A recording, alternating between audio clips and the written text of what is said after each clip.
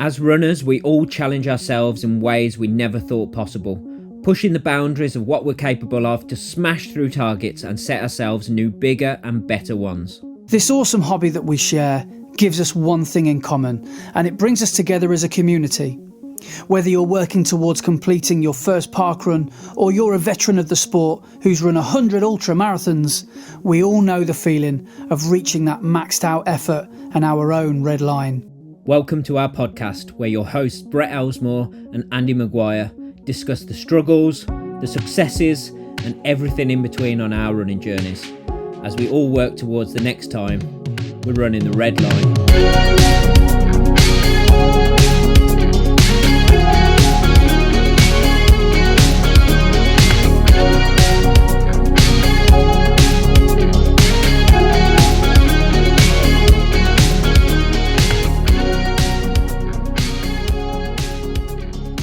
Hello and welcome to episode 97 of Running the Red Line.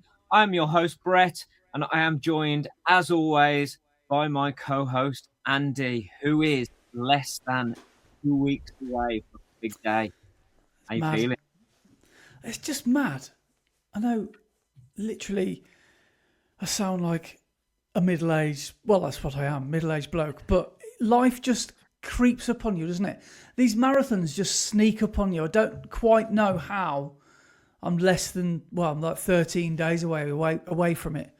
Absolutely crazy. In fact, I think I've got some explanation for it. Basically, I've just run my life away, because I noticed last night that I've done over half of my training weeks have been at 100k or 60 miles plus. It's like 10 hours of my week, every week, for the last few months. I've been out of the house in shorts and t-shirt running around country lanes. It's madness. I can't believe I've done so much running.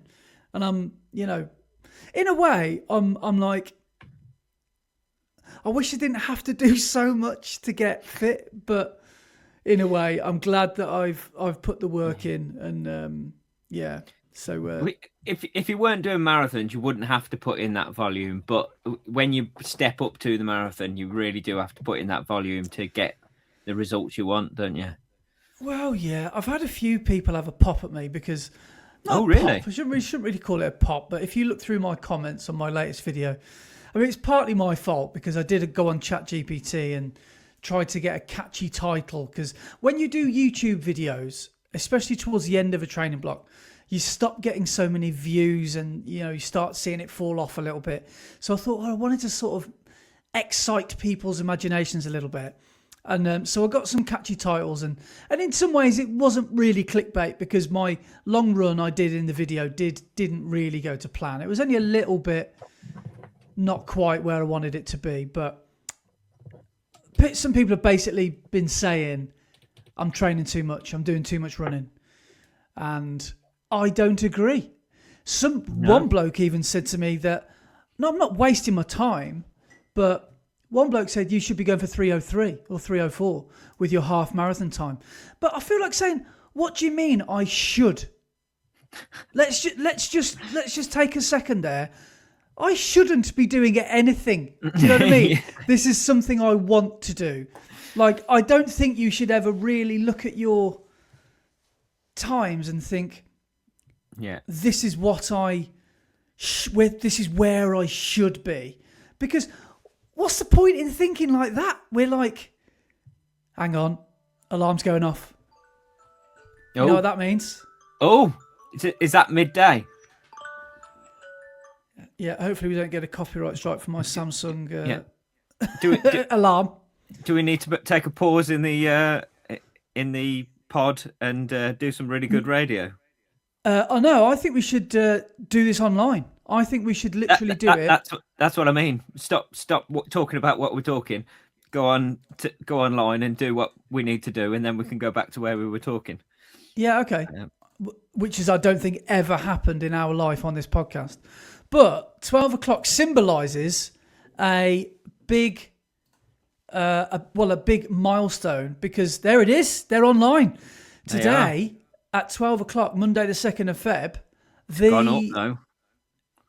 the places are released for a brilliant race every year, which is the Two Castles 10K, which is a race that you've done a hell of a lot more than I have.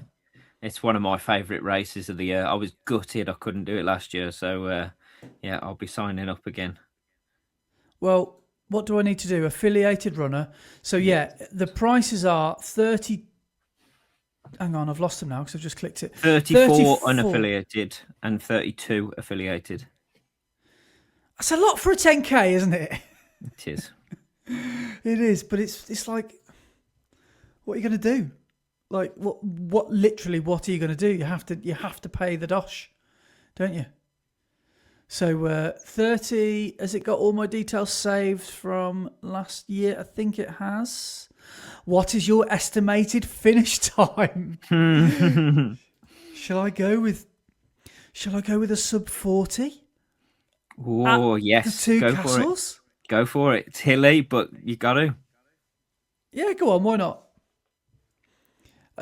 What do you want? What name do you want on your race bib? You train too much? You should be going for 303. What name? We'll go with Andy. Tell us about your target. No, sorry, can't be bothered. UK affiliation number. Do you know your UK athletics number? Because it's an annoying number to have to keep searching for, isn't it? Yeah. What's the quickest way to find it?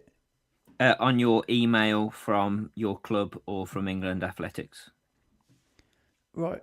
So I've just typed in UK athletics number. Is that not right? Is it England Athletics? Yes. Right.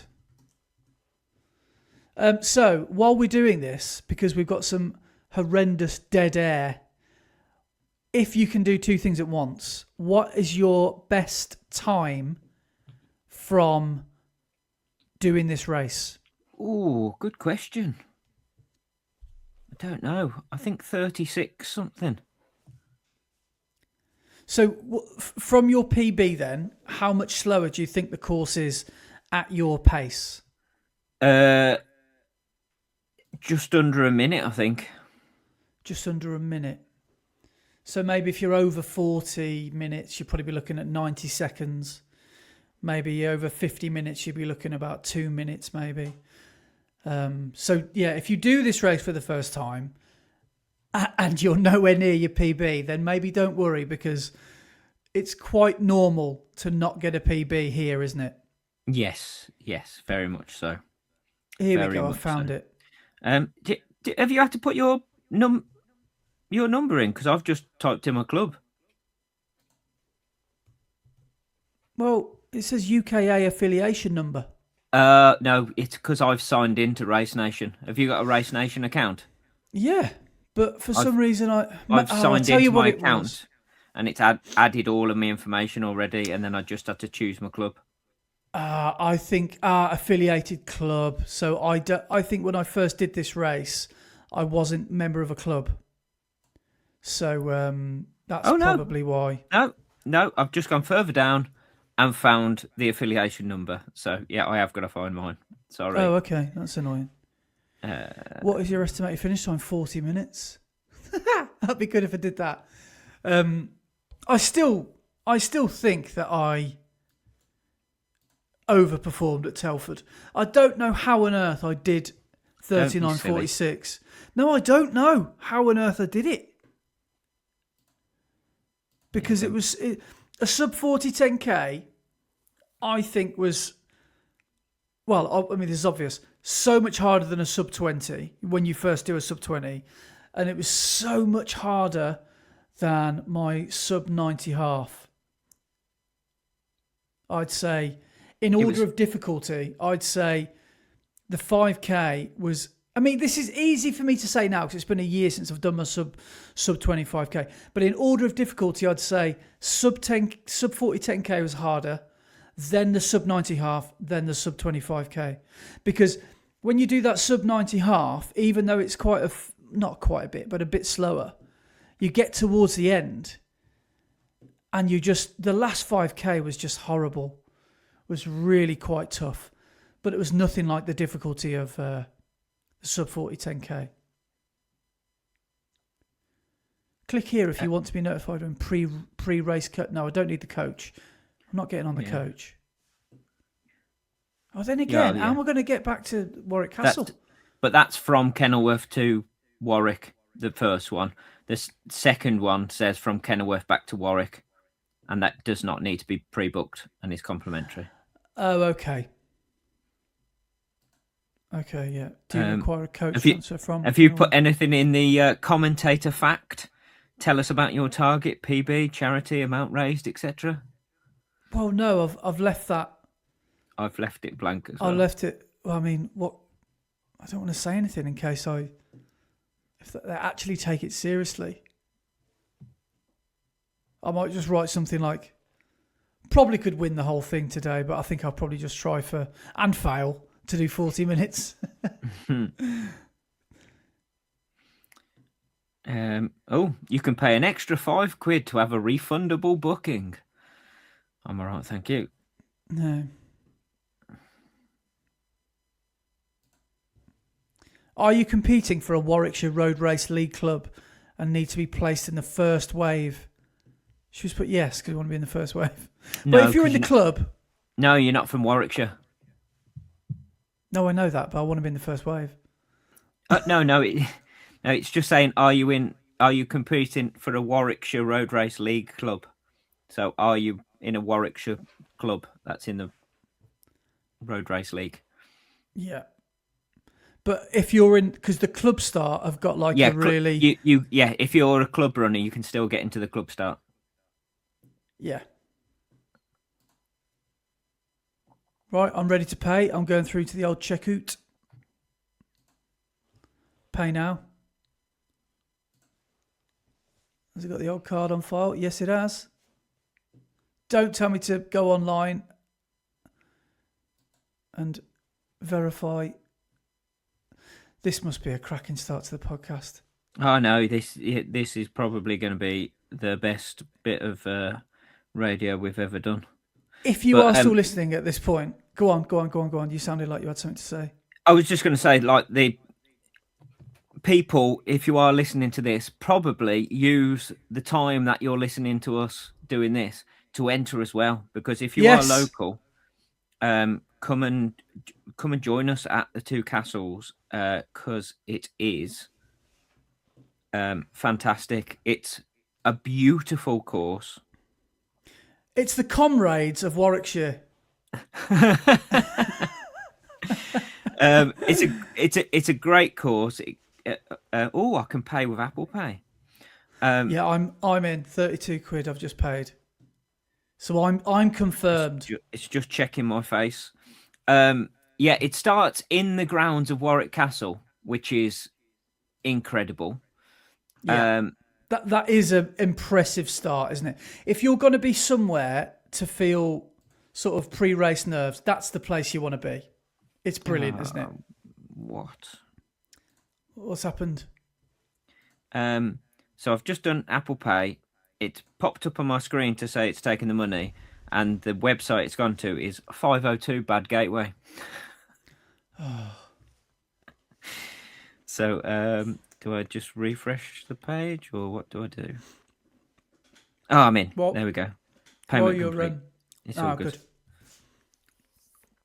Laura made some fresh cookies. Oh, what are they? What's in them? Just white chocolate chips, and they are phenomenal. They're just absolutely phenomenal. And these are 2 days old as well, because she made a batch of about 20 or something like that. That's because she knew you were in the house. Well, I reckon 12 of them went within 5 minutes. And she's like, you've got to have some control. What are you doing? We haven't even had dinner yet. So there's a couple left, so I'm just smashing them now. It's so good. Excellent. Here we go. Your registration. I'm in. There we go. So we will see you there. To those of you that are going to be there. It's should we describe the course a little bit as well to anyone that maybe is listening to this thinking about doing it? Yeah, so it starts in as I say, the grounds of Warwick Castle. So when you get there in the morning, you actually enter through the bit where it leads you to the big, huge fields, and then on the left-hand side is the greenhouses, isn't The it? conservatory, yeah. Where the peacocks are wandering around, Yeah. which is pretty cool. And then you walk through into Warwick Castle, and you start warm up in the grounds of Warwick Castle. If you're a club runner, they let you through the gates a little bit early, and there's another section where you can do a bit of a warm up, where the start line is.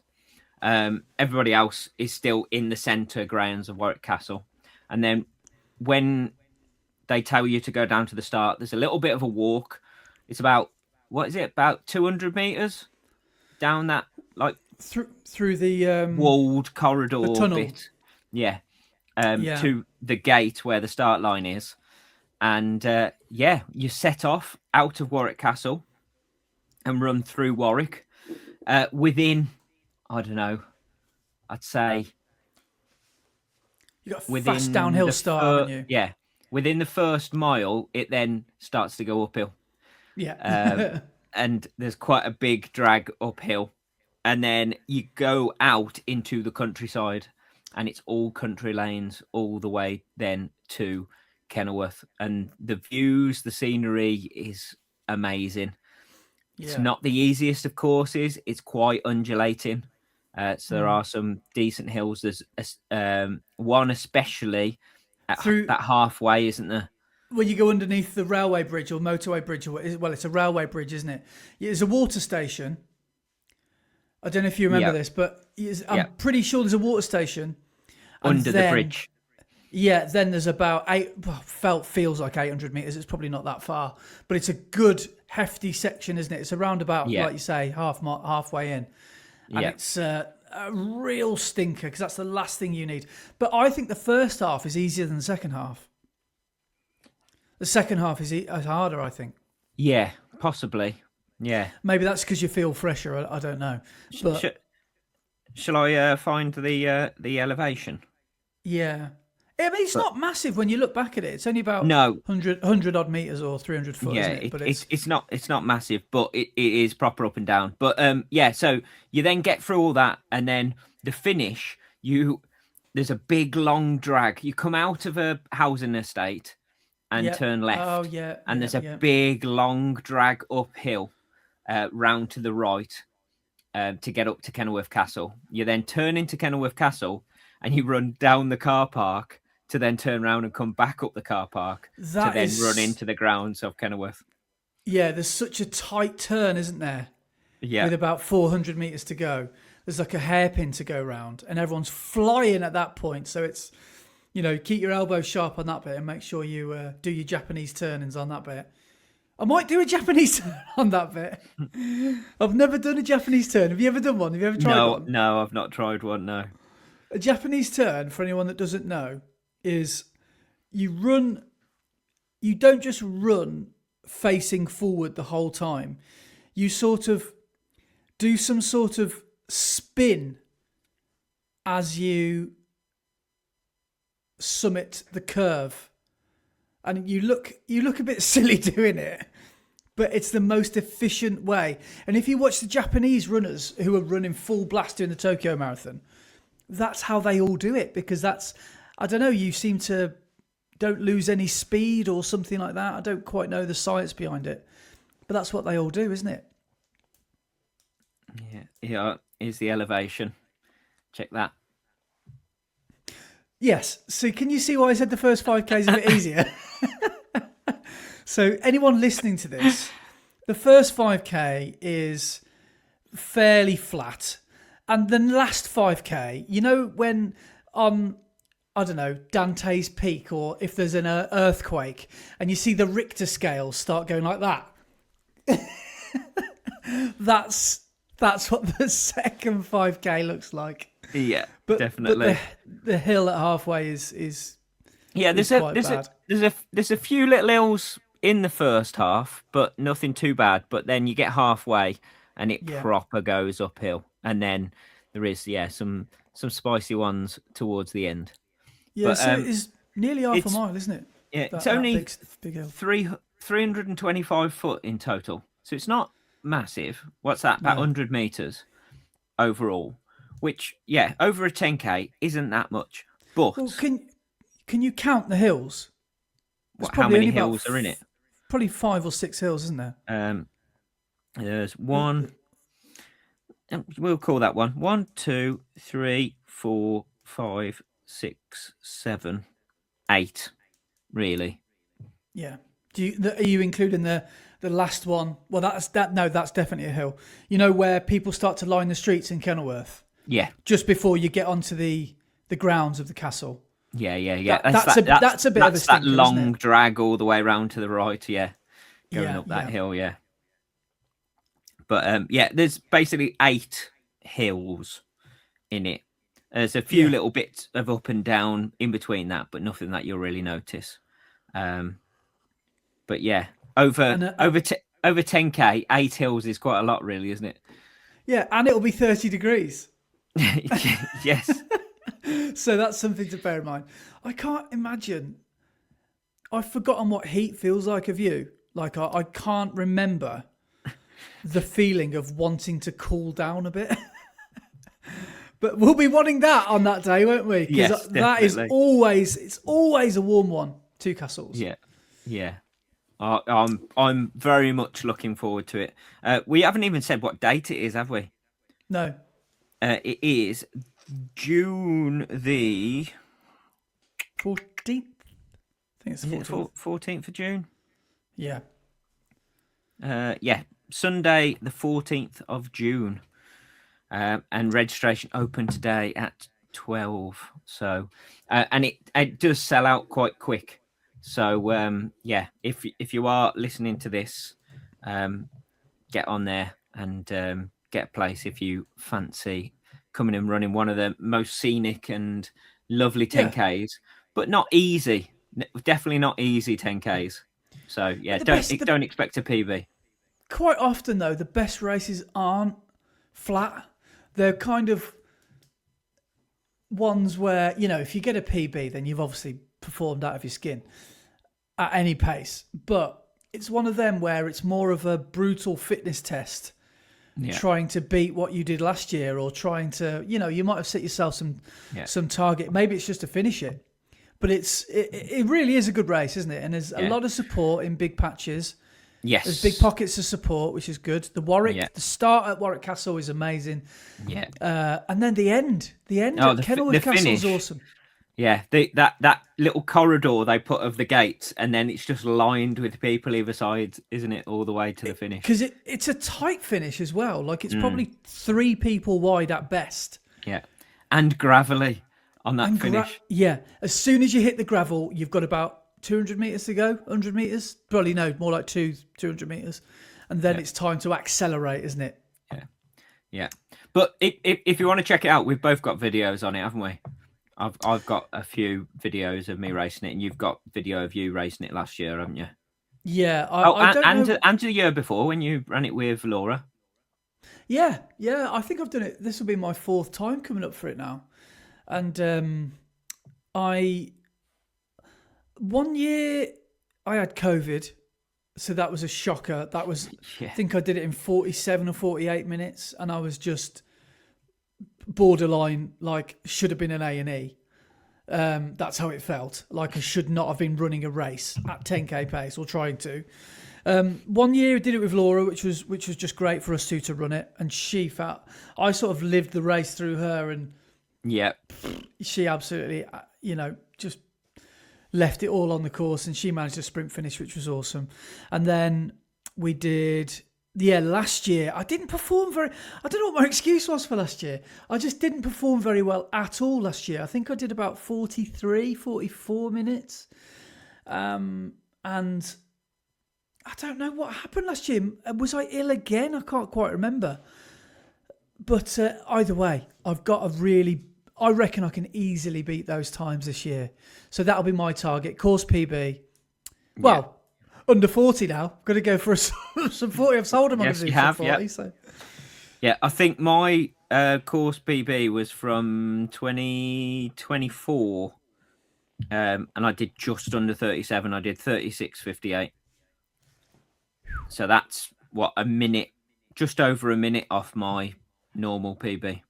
So yeah, it is a difficult course, but yeah, it's good fun. I love it. It's such a good race. So how many years? How many do you reckon you've done it?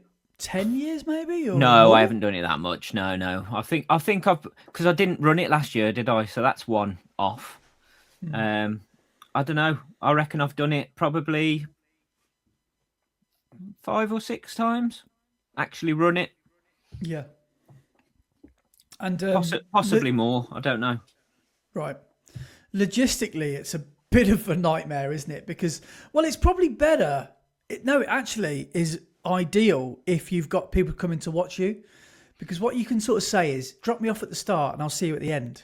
Yeah. And then it's every man for himself trying to get out of Kenilworth, because that is carnage, isn't it? But it's a little bit, because if you're driving there yourself, you park up at Warwick Castle because it's free parking until 12 o'clock, I think. Yeah. And then you've just got to get back to Warwick Castle from, the end of the 10K. But they do put on buses from Kenilworth back to Warwick. Do you remember what happened last year? Yes, where loads of people parked where the buses were trying to go and the buses couldn't get past. Yeah. The buses got blocked in because loads of people parked on the double yellows. Yeah. Oh, and it was just chaos, wasn't it? So I've never done that, though. I've never, like the one year I think your folks dropped Laura and I back at Warwick Castle. The year after, I think I got a lift home with Chris. Was it Chris Dorr? Or was that last year, maybe? I can't remember. Yeah. The year before, I can't remember what I did. But there was one year where you were going to run back and you... that was last year, yeah. And you decided to just get in the car with someone instead. Yeah, well, Beardy Rich did a risk assessment on it and just said, no, it's not safe. They'll have opened the roads by now, and I kind of just went, yeah, you're probably right, to be fair. And I can't be bothered to do another 10K. So probably all for the best. But yes, it is a very, very good and fun race. It's a unique race, isn't it? Steeped in history. And it's also a good, not only well supported, but it's become a club race now. I think it's Kenilworth Runners race, isn't it? Yeah, Kenilworth Runners and the Rotary Club. Kenilworth Rotary Club, they organise it. But I've just seen a message come through from Ryan Baker. Bearing in mind, it is 23 minutes past 12. 2 castles, 20% full. So 20% of entries have already gone in 20 minutes. I reckon there's probably over nearly 5,000 places, do you think? Mm-hmm. I reckon it was nearly 5,000 or 6,000 the one year we did it. Maybe it was more like 4. But it's definitely in the thousands. It's multiple thousands. Yeah. It's a big race. Yeah. So, yes. It's definitely one to have a go at, for sure. And you'll never be on your own as well, no matter what pace you're doing, because there's loads of people at all different paces. Whether you're mid-pack, at the back or at the front, that there'll be people around you. It's like a miniature version of the Great North Run.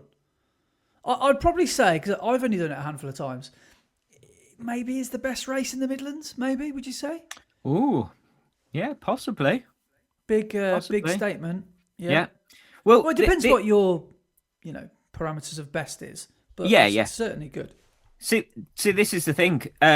It tends to fall on the same weekend every year as the Welsh Castles Relay, which is a club run. It's a club race, the Welsh Castles, and it's over 2 days. So it's over the whole weekend, the Saturday and Sunday. And I think there might be 10 different legs, which range in distance between 9 to 10 miles and half marathon distance in Wales, up the hills, basically. And it's 10 separate races, but your club has to have 10 different runners. So runners can't run more than one leg. Yeah. And the club always ask me if I'm interested in doing the Welsh Castles, and they're like, you've got to come and do it. It's so good. And every year I'm like, I've entered two castles. I'm really sorry. So yeah, Yeah, if it can draw me away from a really like big club race, then there's got to be something special about two castles. yeah, because I bet you that. How long is a leg on that? 5 to 10k, maybe. Well, on the Welsh castles, it's between like 10 and 13 miles for a leg. Oh crikey! So it would be Yeah. not ideal to do the day before a 10k. Yeah. Then. So like a couple of years ago, they were like, "Oh yeah, come and do it on the Saturday, and then you can run thing on the Sunday." I was like, No, I'm not racing both on a weekend. No way." I'll end up in a boot again. Yeah. So, Yeah. but yeah, it's a good one. It's a great one. Two castles. Yeah, So I am mean, looking forward to it. yeah. In terms of well, weather, obviously, some people would be like, well, if it's hot, then it's no good. But it is good weather. It's always, it's always nice and warm and mild. So it's good for your spectators as well. But in terms of, history, the undulation of the route, the stuff, the scenery, I just think it's a really, really good race. I would, and we even influenced the hurdy-gurdies to come down last year. Yes. If you saw them at the end, I can't remember. I definitely saw them at the start, and Mark and Joe were there, who were the hurdy-gurdies.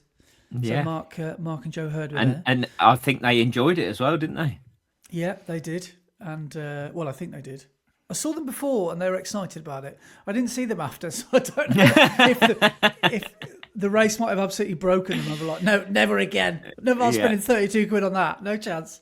But I get the feeling that people are starting to travel from a little further afield now. Yeah. So, but yeah, so that's exciting, isn't it? Yes, we are in. So we'll see you there. Well, before we move on, because we have got a few topics to deal with today, including the running show. Yes. My sort of taper for Seville. Brett's start of your block, I think, will be today. Yes. Today, yeah. We've got the Warwick Half to briefly touch on as well. Yeah. But you know what we've got to do first. I've given this all of 8 seconds of research. Yeah, I was going to say we've done half an hour of running talk, sort of. Yeah. So it's time to. I've just got to go back a few pages. I've just got some photos of Prince Andrew have popped up because I was doing a bit of my own research earlier. Anyway, less said about that, the better. We have got some of the greatest selling singles of 1997. Now, this is becoming one of the best parts of the podcast. People are loving this. Where can we go, though? We're going to have to stop at 2000, surely. Well, because I don't know any music after the year 2000. No, same here. I'm stuck in the 90s. Yeah, we will have to stop at 2000 because, the pod numbers, obviously 97, 98 works very well with the 90s, but 100 and 101 doesn't really match up to 2001, does it? No, not really. And it could just run and run until it runs its course. Exactly. And then we start talking about 2012 and we just haven't got a clue what any of this music is. Well, anyway, we get to now and it's all people from Tiki Toki or whatever it is. It's far too modern. Yeah. Now, I'll tell you what is not Tiki Toki. Chumbawamba. Oh, What? They get knocked down, but they get up again. Now, here's your start for 10. Can you name the title of their one and only song that actually only peaked at number 2? Oh, Tub Thumping is the name of the song. Can you give us a little rendition just in case anyone doesn't know what that is? He drinks a whiskey drink. He drinks a lager drink. He drinks a cider drink. He drinks a something drink. Vodka. Sings the songs that are going to have the best times. He drinks the songs that are going to have better times. Yeah, oh, brilliant. Danny boy. What a song. Yeah. I get knocked down, but I get up again. You're never going to keep me down. Now, 1997 had. This is arguably for me. This is becoming my era. This is for me. This is year 7 for me because my year groups in age go up with the last number of the year. So year 7, 97. This is my era. So before we do the top 10, here are some songs that will make you feel nostalgia. Again, less said about this artist, the better. In fact, there's a couple. Is that R. Kelly? Yes. I Believe I Can Fly. Yeah. Yeah. He's originally from Manchester, is he? R. Kelly. All right, R. Kelly. So that must be the year as well that Space Jam came out. Yeah, it will be. Yeah, what a film that was. Yeah. Incredible film. Is that when they say trust the ball and kiss it and then shoot it? I can't remember if that was from that film. Space Jam was the basketball one where they all lose their powers, wasn't it? No, yes, sort of. It's the all the one NBA where, players. Yeah, it's one where Michael Jordan plays with all of the Warner Brothers cartoons. Yes. Against the Monstars. Yeah, that's it. Yeah. I wish we need to... in fact, could you just quickly Google some of the top films from 1997? Because I've got a feeling we're looking at Armageddon. I've got a feeling we're looking at Independence Day. I've got a feeling we're looking at a good few. Here's another one. I think you might have mentioned this last week. Now, this is an underrated band. I think they're Swedish. The Cardigans. Oh, yes. Love me, say that you love me, fool me. Love Fool. Now that, to me, reminds me of the film Romeo and Juliet by Baz Luhrmann. Yes. With Leonardo in it and Claire Danes. Brilliant film, yeah. And some really clever things that they mixed up to make it into modern era from That's Shakespeare. The closest. That's the most accessible I've ever seen Shakespeare. Because I'm going to sound like a bit of a culture vulture now, but I'm a big Shakespeare fan. I always have been. And I can enjoy it traditionally or modernised. But that film, anybody can watch that because there are so many Hollywood A-listers in it. But, you know, they swapped the swords for guns, and you know that petrol station scene at the start with the Montagues and the Capulets, and you know they've got tattoos saying Capulet, and all the guns have got custom written things on them, and then the two towers opposite each other, and they're all like almost like rival business owners rather than just families. It's quite mafia-esque, isn't it? I quite like it. Yeah, and I love the fact that they changed things, like instead of daggers, the guns were called daggers. Yeah. And yeah, it was really clever how they moved things into modern to make it accessible and understandable. It's just, I think Baz Luhrmann's a great film director. And he made a few films in that era, and I think were really good. But I love the fish tank scene. Again, I know a lot of people think that's mega cheddar cheese, but I suppose it of course it is. But Claire Danes dressed as an angel, and Leonardo as a knight in shining armour. Yeah. And Paul Rudd is in that, plays Paris. He's the suitor who's lined up to marry Claire Danes. He goes dressed as an astronaut. I don't know if you can remember that. Yeah, that was a good old film. But anyway, some other songs that made it that year. This is an artist you'll know, but not everyone might remember. Do you remember Shola Ama? Oh, yes. You Might Need Somebody. Yes. You might need somebody. You might need somebody to love. Great song. You might need somebody too. Great jazzy song that was. Yeah. Now, the Backstreet Boys made it into the top sellers, but not the top 10, actually, with 2 tracks. Can you name them? 1997. Backstreet's Back. Correct. That peaked at number 3. I can't believe it. And, is it? No, I'd say that's too early for I Want It That Way. That's correct, yeah. Do you want me to give you the opening line? Um, I just want to sing it. Go on then.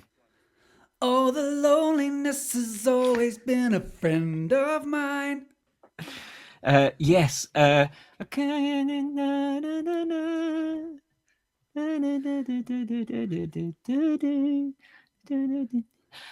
don't care who you are, where you're from, don't care what you did, as long as you love me. Yeah. Very good. Yes, very good. Now, this is what would have been, when you think about what's in Ibiza at the moment compared to what used to be in Ibiza. I've never been to Ibiza in my life, but this would have been massive. Do you remember? This is proper Europop as well. Do you remember Sash? Sash. Oh, that does ring a bell. There's a French. It's got a French title. Yes. It's a proper club anthem, and then there's no singing or speaking or anything. And then every now and again they just drop this line in, and then it goes mental and kicks off again. Was it Encore une fois? Yes. What a mega song.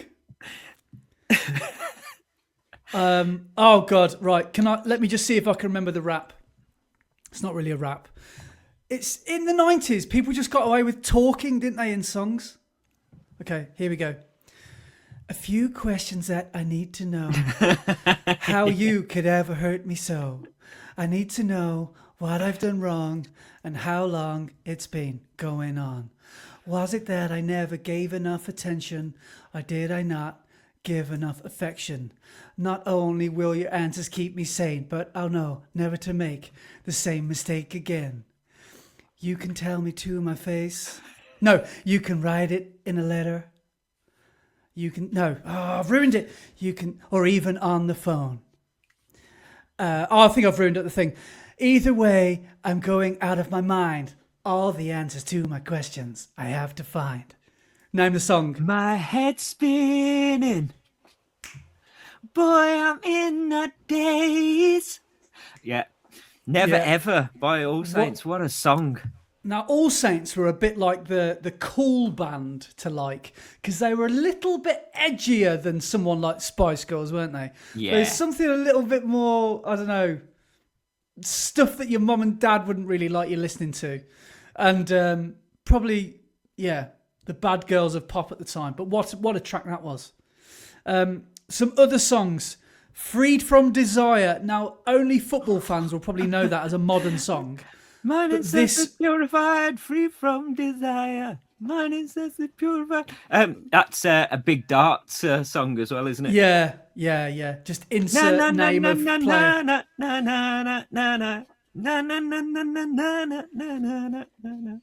Now that started that song, I think, came to fame because Wigan Athletic fans used to sing "Will Griggs on fire, your defence is terrified" about their striker called Will Grigg in about 2015, and then all of a sudden it's now a cult anthem.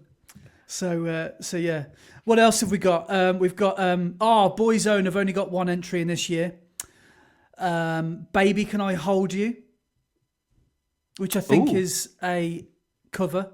Is that a Cat Stevens song? Or no, it's not. It's the woman, isn't it? Yes, Same it was one Tracy Chapman. Tracy Chapman, yes. Yeah. The Verve, Drugs Don't Work. Oh, yes. Together Again, Janet Jackson. Two Become One by the Spice Girls is still in here, possibly because I think it was the Christmas number one. Yeah. This one is way down the list because it didn't peak at number one.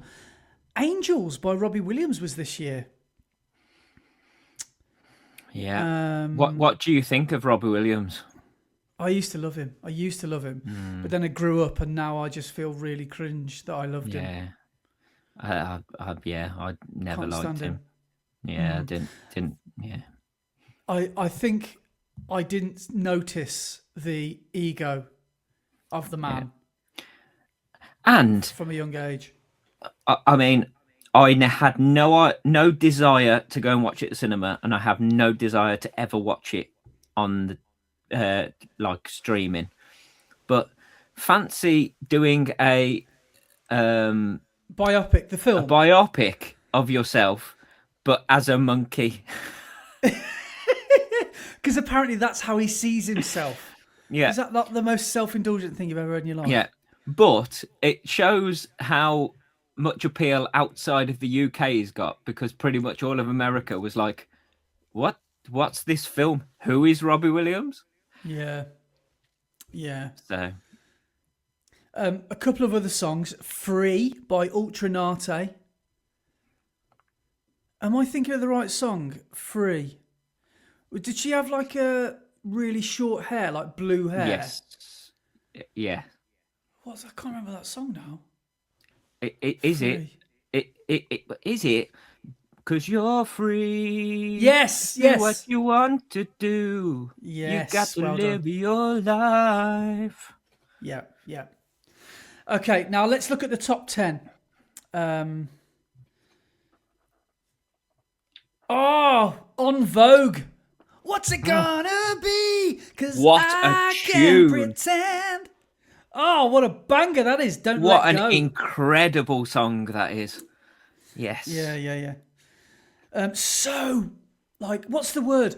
I'll tell you another band like this. I love Blackstreet. Like, they're so soulful. And they've just got, like, I don't know. You know, that whole, like, era of the crossover between pop and hip hop. You know, it's full of, like, it's just a soulful kind of sound. And you don't get that now anymore. Like, imagine someone like Boys to Men coming out with End of the Road. What a tune that is. I know. Just women and blokes just singing like their hearts out. Oh, just so good. Is 97 the era of No Diggity? I don't know. That's not on my list, but it will be. Yeah. Yeah.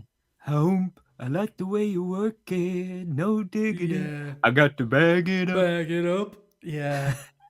She's got classy style. Yeah, what a great song. But let's look at the top 10. So you've got Chumbawamba with Tub Thumping. There's a Spice Girls song in here at number 9. Actually, I didn't realise they had more than one. That was off their second album. Now, what could this be? The Spice Girls were maybe getting a little bit more... They're growing as a band now. Yeah. They're not. They're trying to shake off that that image of them being little girls. Yes. Oof. They actually did have 2 this year. One of them was a Christmas number 1 at the end of the year. If you remember, that's a quiz question answer. What, the end of last year? Like the 96 one? Yeah, so they had 96, 97, 98. What, Christmas number ones? Yeah, this was 97, wow. this one. Yeah. Oh, okay.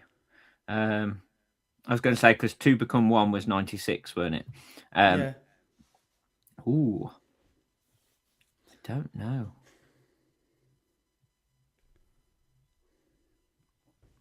Very good Slim question.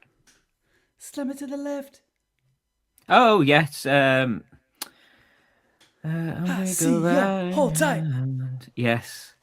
La la la la la la la la la. I can't remember what that's called. Colours of the World. Spice Up Your Life. There we go. Yes. Yeah. Yes. Yeah. Okay, now the next one. This is one of the iconic videos, I think, of the 90s. I think it's all done in one take. It's by we had over here, we had an invasion of ex-Neighbours stars hitting the charts around this time. So is this one of the biggest hits ever in the world, ever? I think so. With Natalie Imbruglia and Yes. Thorne.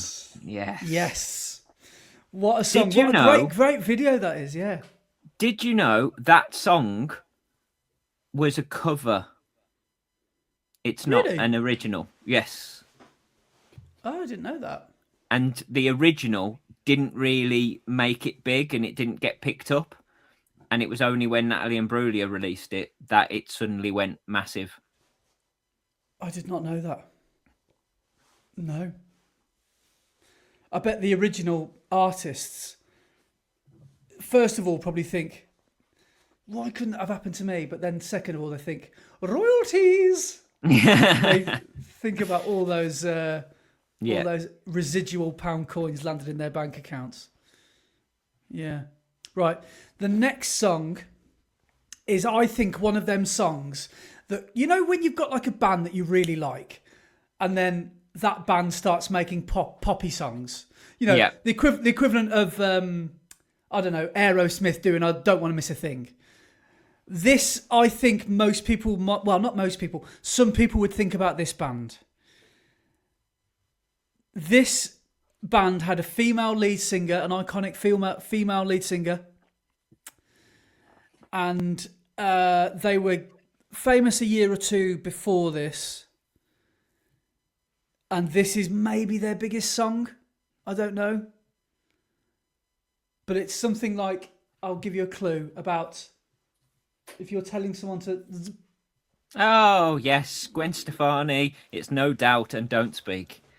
It's a good song though, isn't it? It is. It's a great tune. Yeah, I remember when that came out. Yeah.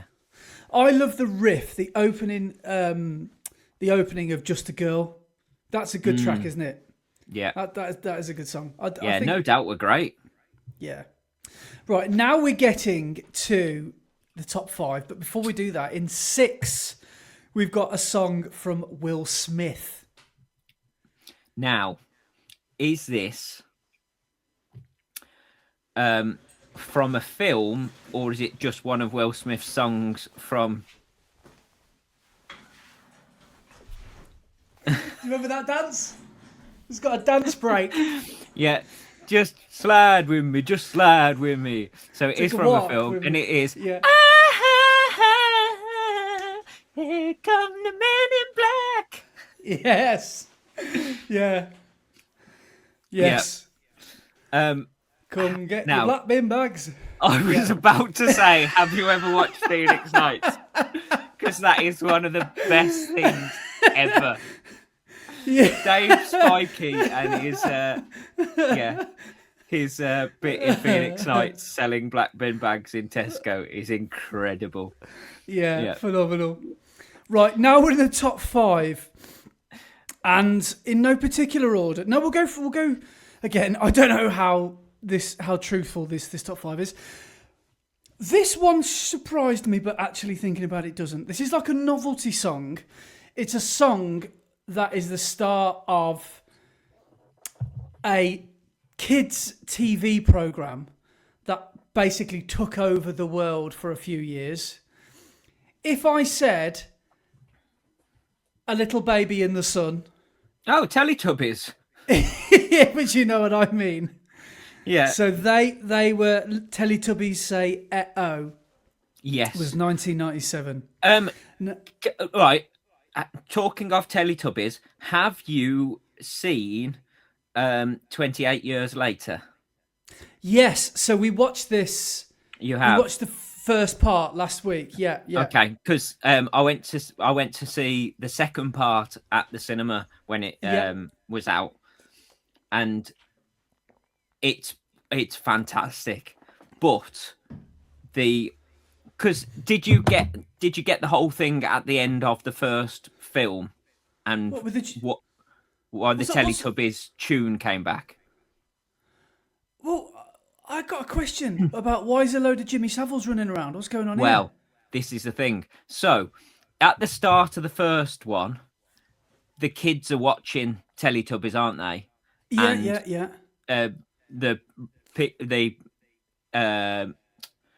I'm not calling them zombies because they're not zombies. And if anybody calls 28 Days Later a zombie film, I'll go mad. So don't get me started on that. It's not a zombie film. There are no zombies in 28 Days Later or 28 Years Later. Anyway, the Rage viral people, they come in and like start eating everyone, don't they? And the kid runs away and goes and hides in the church.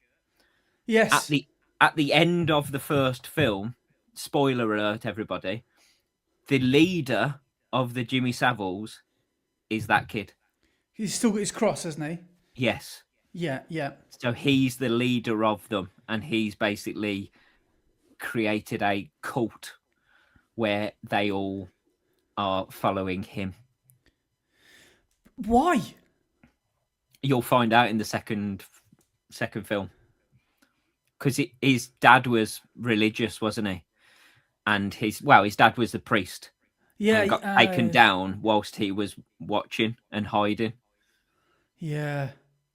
And Because at the end, you just see these guys that blonde guys with fringes and long shoulder length hair, and I don't know if they've got cigars or not, but they've all got tracksuits on, and they all look. It's weird. Yeah, it's weird. There's no other way to say it. Yeah, but if you look at the character names, I can't remember what his surname is, but he's Sir Jimmy something, because his character name was Jimmy, so he's called himself. But if you think about it, right, in the world of 28 Days Later, because when the world went to crap in the original film, the whole thing with Jimmy Savile hadn't happened. No, because it was like 2002 or something, wasn't it? Yeah. So he wouldn't have been somebody that he wouldn't want to place himself afterwards. Yeah. Oh god, that's but in the second one, you'll see what that's all about. It's brilliant. And there's such an incredible scene in the second film with Ralph Fiennes. There's a scene with an Iron Maiden song, Number of the Beast, and it's one of the best scenes I've seen in the cinema for a very, very long time. It's just awesome. Okay, all right. Say no more then. I'll have to go and check that out. Yeah. Moving on to the top 4. Now it's just called Various Artists. This was one of those collaborations, a bit like Band-Aid in 1997. And I think it was it Children in Need or something like that? It was a relief effort anyway. And they had loads of people come in. They had like everybody from like, I think Gabrielle, who was big at the time, to like Joe Cocker was in it. It's a little bit of a sad song on the kind of along the lines of, do you remember Mad World? Yeah. Along those kind of lines.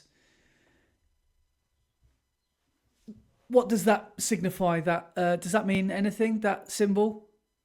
Okay. Oh, I thought that meant something else. So, if I said about drinking sangria in the park, would you know what song I'm talking about? Perfect Day. Yeah. Yes. Yes. Who was in that? Who was on that song now? I'm sure Gabrielle was in it. The only one I can really remember, I think Bowie was in it, weren't he? At one point. Was he? Yeah. And the main one I can remember was Shane McGowan. Oh, such a perfect day. Oh yes. Yeah. Oh, such a perfect day. You just keep me hanging on. There's Bono. And then I was going to say, and then Bono did his usual with his silly glasses. Probably got flown in. One jet for him, one jet for his hat or his glasses. Yeah. Okay, next then, moving into the top 3. Now again, on the subject of sexual deviants and people that are making the news at the moment, if it's not Prince Andrew we're talking about, or Jimmy Savile, or R. Kelly, who else could we be talking about? So is this is this Faith Evans and Diddy? Yes, but he would have been called Puff Daddy back in those those times. Correct. With I'll Be Missing You, which was a cover of Sting, and Every Breath You Take. Yeah. And it's kind of hard with you not around. Wish I was in heaven smiling down. That is the only song really where Diddy or Puff Daddy has ever really rapped and been the artist. All the other songs he's ever been involved with, he's basically been the producer. Yeah, that's fair. Because apart from that song and Bad Boys for Life, that's a great song, isn't it? Yeah. Can't really name too many other Diddy or Puff Daddy songs. Yeah. Yeah. Well, the other one that he was involved in was Mo Money, Mo Problems, but he doesn't really do any vocals on it because it's all Notorious B.I.G. and Mace. Right. Yeah, no, I wouldn't. And didn't he, Faith Evans, that was Notorious B.I.G.'s wife? Yes. Yeah. And hasn't, since all this has gone on, isn't there some connection to potentially his murder with P. Diddy? Possibly, I don't know. I've not really kept up to date. I just heard stories of baby oil and all that sort of stuff, and just went, I don't really want to know anymore. Yeah, I don't want to know what a freak off is. Thank you, P. So you crack on. Next up, we have got. In fact, I'll tell you number one first. No, okay, I'll tell you in order. So 2 is, what is French for water? Oh. No. Think about the Partridge quote. Do you know what this bathroom says to me? Which is French for water.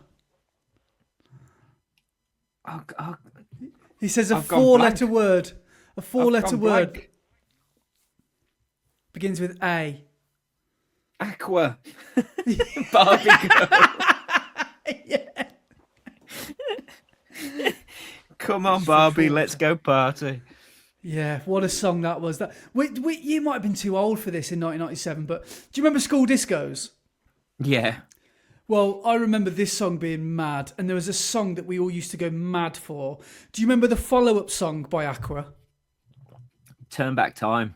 That's a great song.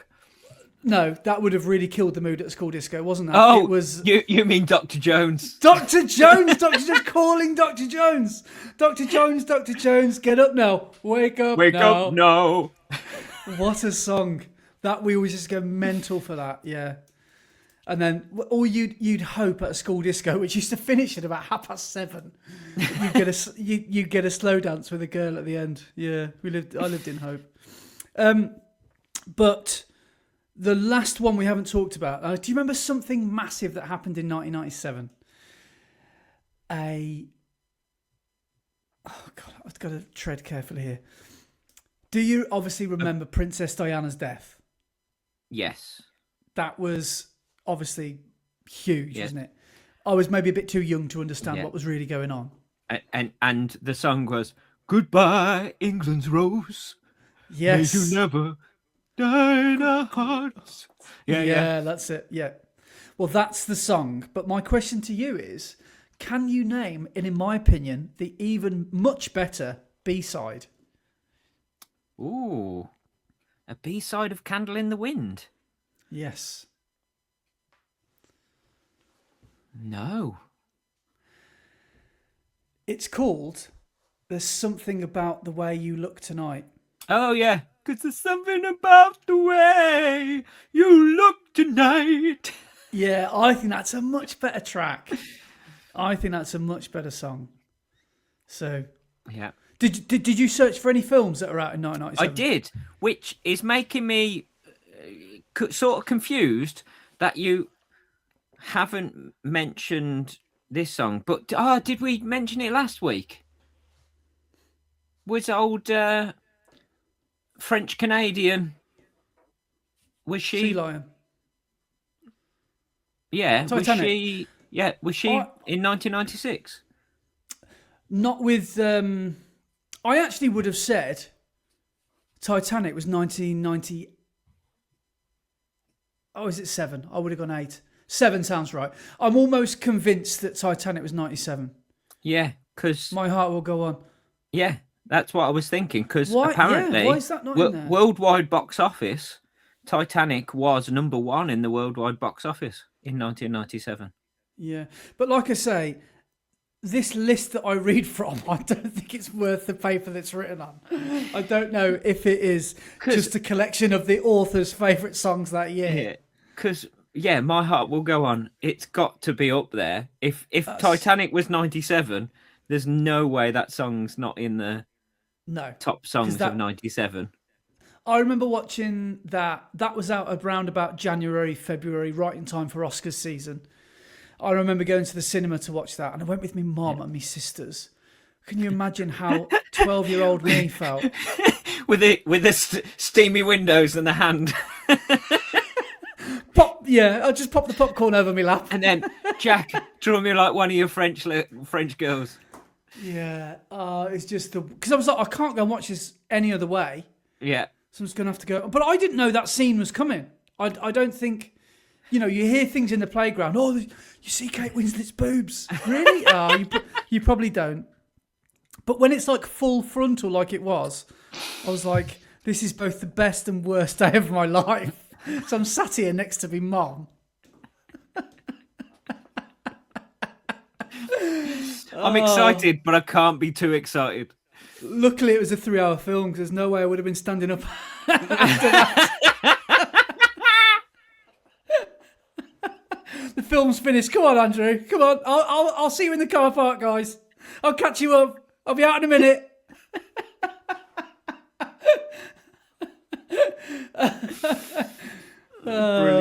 Brilliant. Well, top films in the worldwide box office for 1997.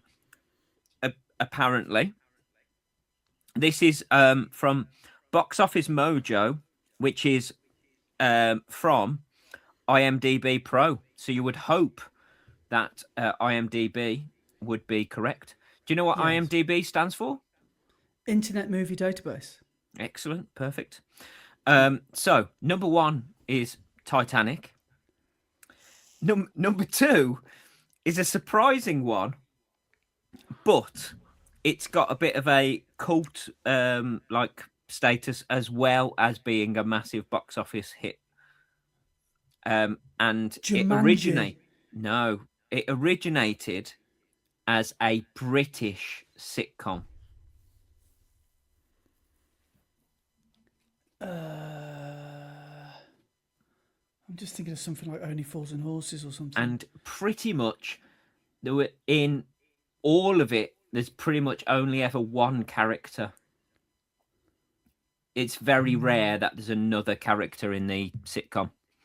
But obviously in the film there was lots more other people. Was it to do with an animal or something? No. Singular One person. Singular person. And shall I give you some clues? Well, I've heard of it. Yes. Okay. The character in the sitcom only ever said one word, and that was his own name. Mr. Bean? Mr. Bean, of course. Yes. Oh, yeah. Bean. Yeah, Bean the film was number two. Third, we've already mentioned it, and you did the dance. Men in Black. Yeah, Men in Black was number three. Number four was the film, which I thought it was Batman Returns, but it's this film that made Seal and Kiss from a Rose go massive. That's another one. Why is that not on 97 list of songs? Kiss from a Rose from Seal. Because was it only 97? I thought that was well earlier than that. Okay. Because this film made that song go massive. Okay. Was it Batman Begins? No.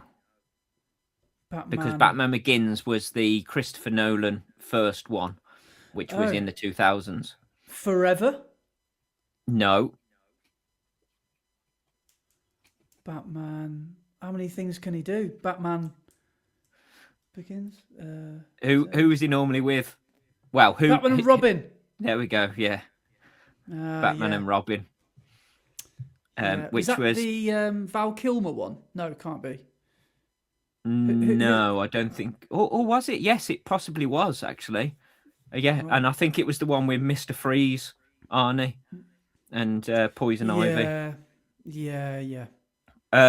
Fifth was the sequel to one of the greatest films ever, and some of the best practical effects ever.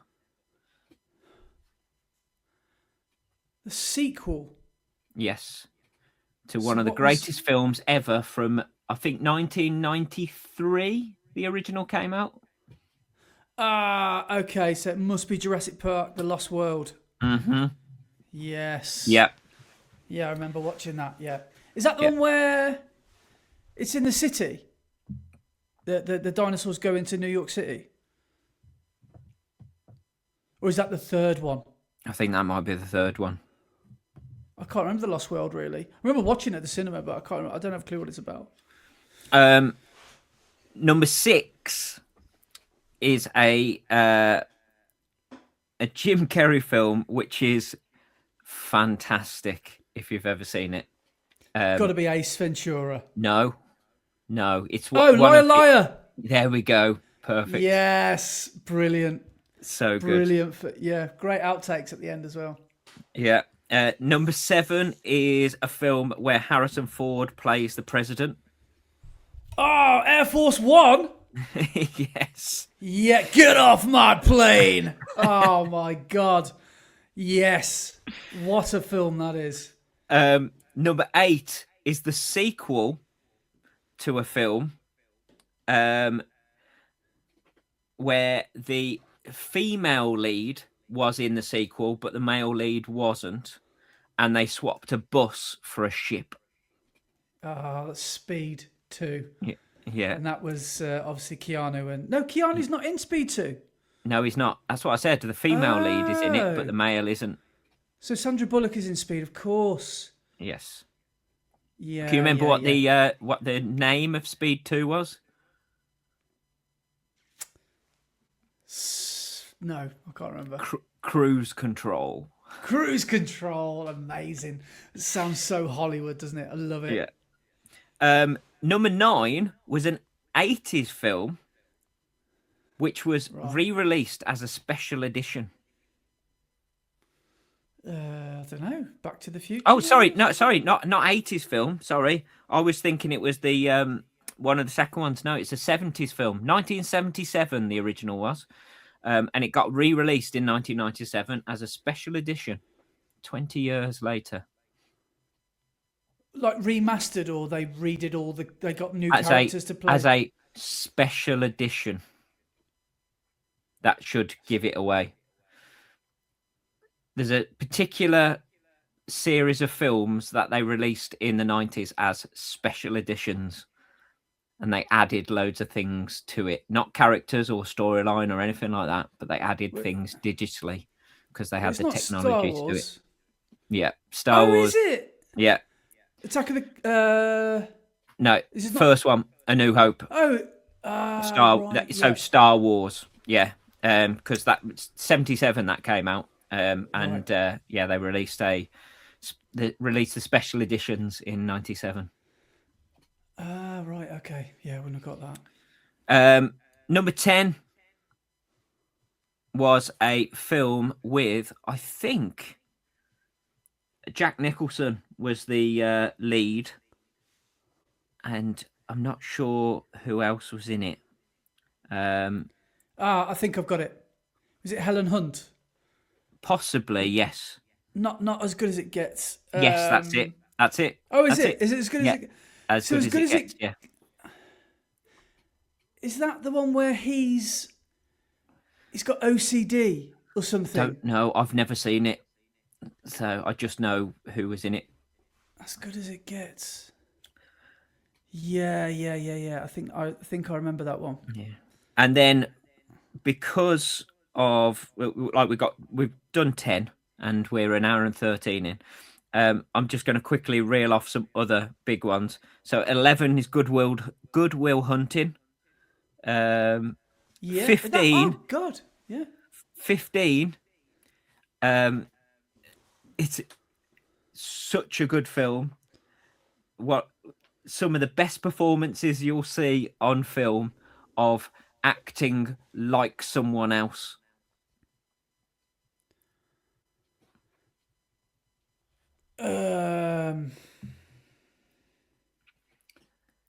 So they start off and they're acting in their own character, and then they spend the rest of the film acting like another character. What, like Miss Congeniality or something like that? Like they're undercover or? No. So the two leads of the film start off acting like their own characters. Oh, they're undercover. No. I need another clue. Okay. So imagine the two lead characters swap around. Oh.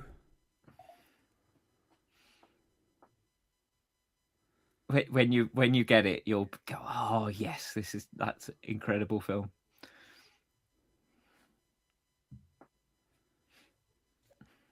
Well, it can't be a man and a woman. It's got to be two No, men. It's two men. It's a classic case of like mistaken identity or something. Like Sort of, but it's on purpose in this film. what are they trying to disguise themselves from? Why are they trying to do it? So one's a good guy and one's a bad guy. And is it analyze? No. No. Analyze this or analyze that? No. Oh! Broken Arrow. No. No. Oh! I'm going to take the face off. Is it Face Off? Yeah. I'm Castor Troy. Woo! Yes. Oh my God. Whoa, the greatest film of all time. Yeah. Let me take the face so good. off. That scene when he's doing the drugs, he's like, he's looking at himself. It's classic Nicolas Cage. Nick Cage is incredible. I love him. Oh, yeah. Sean Archer, and then brilliant. At 17 was the sequel to a horror film with Ghostface.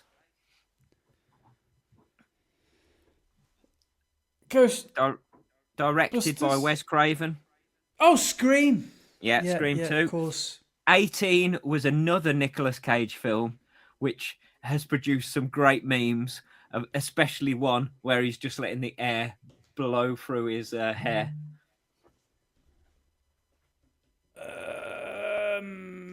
As he gets off a plane. Con Air. Con Air, yeah.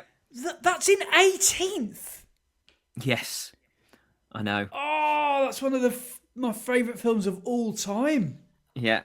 In 20 was a Disney film that you went to see the musical of not so long back. Hercules. Yeah. Right. 21's Flubber.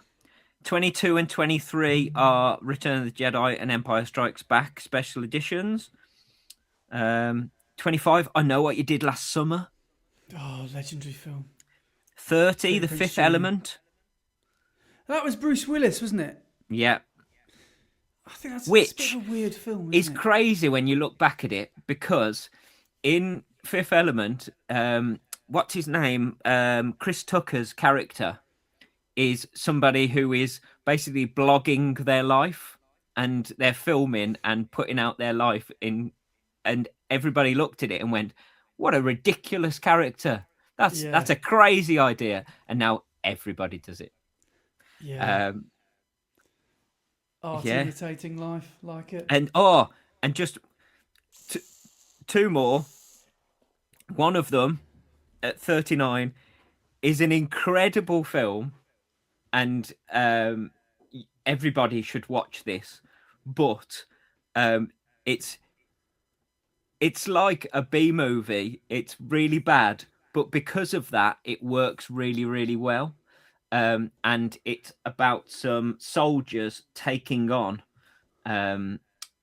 aliens, which go from little tiny bugs all the way up to massive, huge monsters. Starship Troopers. Yes. Yeah. Such a great film. My name's Johnny Rico, and I say kill them all. Yeah, and Neil Johnny Patrick Rico. Harris is in it, isn't he? Yes, Neil Patrick Harris is in it. He's got the mind, capability of taking on their mind. He touches him because like he's afraid at the end. It's just this big blob of a brain that's like foaming. Yeah, he's afraid. And the last one to mention is at number 40 is Would you like to know more? the little things that come up on the TVs. Yeah, and all the adverts and stuff. Yeah, but number 40 was one. Oh, who was the female lead in it? Elizabeth Hurley was the female lead, and it's Austin Powers. Yeah, there we go. A comedy film which people quote all the time. So yeah, there we go. I actually think was that the. I don't know what Austin Powers 1 was called, but the next one was The Spy Who Shagged Me, I think was. Yes, it was. First one was International Man of Mystery. Yes. Is that one with trying to reverse, and he's trying to like do a 3-point turn? Yeah. I was obsessed with, do you remember Felicity Shagwell? Heather Graham. Yes. She was my like teenage crush. Yeah. I remember the good times. Yeah. Well, that was a good little walk down memory lane. But why are we doing? Oh yes, it's episode 97. I forgot about that. We've got 2 more of these, so I hope you guys enjoy this. Was Heather Graham the one in Boogie Nights as well? I know Julianne Moore was in that. She was the roller skating girl, wasn't she, Heather Graham, in Boogie Nights? Yeah, she might have. Well, with Heather Graham, she wasn't in Peep Show, was she? Who am I thinking of then? Who was Jez's wife? Jez's wife, Peep Show. It looked just like her. Oh no, Nancy, the American character Nancy, played by Rachel Blanchard. She just looks. I think she just looks just like her. She doesn't really actually thinking about it. No, she do you doesn't. recognise? No. Do you recognise it? I think she does a little bit. Maybe it reminds me of her accent a little bit. Yeah, there's no way she would have said yes to Peep Show. As being a Hollywood actor. Yeah. Right. So, shall we go into a little bit of running now? We're an hour and 20 in. I want to know. I was going to say I can almost hear people just hanging up their podcasting apps right now, thinking they're going to talk about running. Really? Sorry. Yeah. I want to hear about your peak weeks because we haven't really talked about them and your big runs ready for Seville. Yeah. So tell us all about it. I shall just talk about, what I decided to do. This last week I've done has been like a peak week / first week of taper, really, because I couldn't basically get the volume in. I wanted to do 3 really big peak weeks. First one I did 130, second I've done 126k. Last week just gone I did 106. So I've really dropped off. I just couldn't get the volume in. But I'm actually quite pleased because I think I just would have been forcing volume for no reason really. Yeah. So it's worked out to be quite a lot. But the 2 major long runs I've done, because Sunday, I just did an easy run around the block really. Yeah, you did the Australia loop, which was well cool. How cool was that? I was working down in this village, and the lady was telling me, because she was like, "Oh, I've done the London Marathon, and my big long run, we did this run," and she was like, "We call it the Australia loop because it's the Strava art is exactly like Australia," and so I did that yesterday. I just kept everything nice and easy because I didn't really want to do anything too hard. But the 2 big runs I did, one of them I had a bit of flack about, and maybe I deserve it, I don't know. But the first one I did were 5k blocks. Mm-hmm. and that's when I changed my shoes halfway. And within the 5K blocks, I did 3K at marathon pace, 2K float, and then repeat 6 times, which I managed to do. I really did really well in that session. And that was the run I did where I kind of made my mind up that I wanted to do the Alpha Fly 3s for Seville, just because they felt so much smoother. And the Adios Pro 4s, I've got all my PBs in them. I've got my 5:10 half PB in them. So I've no doubt they would see me right in a marathon. I've just lately found them to be a little bit uncomfortable in terms of they give me a little bit of foot pain in the when my when you run through that rocker. Yeah. When you're up on your toes a little bit, after a while, my feet have been aching in that little underneath my toes, just in that joint there. And they've been aching a little bit after using them. So I just thought, I don't know if I want to feel that from like 10 miles onwards. Yeah. So, and then when I put the Alpha Fly 3s on, they actually felt, bear in mind I've only used them for 10 miles, 15K, but my first impressions of them felt like they're better than the Alpha Fly 1s, which I didn't think I'd ever find. Wow. So they feel slightly blockier underfoot. The foam there doesn't really seem to be like a distinguished rocker like there is with the Adios Pro 4. Oh no, this is just telling me my battery's low. I wonder if I can plug myself in while I'm chatting to you. And I decided to go with the Adios Pro, but sorry, no I didn't, to go with the Alpha Fly 3s for that reason, because I want to risk them, and I know I feel quite good in the Alpha Fly 1s. Yeah. And what's going on? I feel like, is that me making that noise? Oh, can you hear banging? Oh, it's next door. They're basically renovating the house. And every now and then, random days, they come round and do some work on the house. So they're doing some banging today. Oh, ideal. Right, let me just see if I can plug myself in.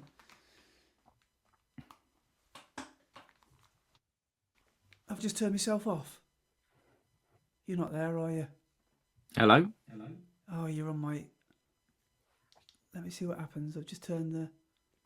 This is ridiculous. Sorry, guys. My headphones can't be turned on and charge at the same time. How annoying is that? Can you hear me okay? I can hear you okay. Can you hear yourself? But I can hear myself. Right, bear with me. I think I've got some headphones to sort this out. I know where they are. They're in my... I took them to the running show, so I'm just going to get my bag. I'll be back literally in 10 seconds. Okay, cool. Talking of the running show, I'm going to ask Andy in a minute if he's still dreaming about a particular pair of shoes,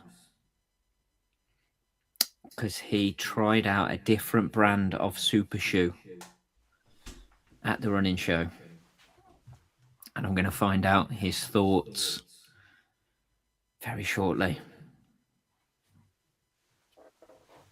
Well, you've done well there, because I've just heard you sort of stalling for time, thinking, come back online quickly because I can't do this on my own.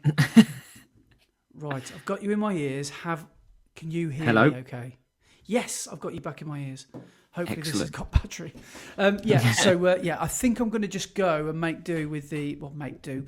Spent 170 quid. It's more than making do with my Alpha Fly 3s. And So compared to the Pro 4, what would you say the difference in feel underfoot is with the Alphas?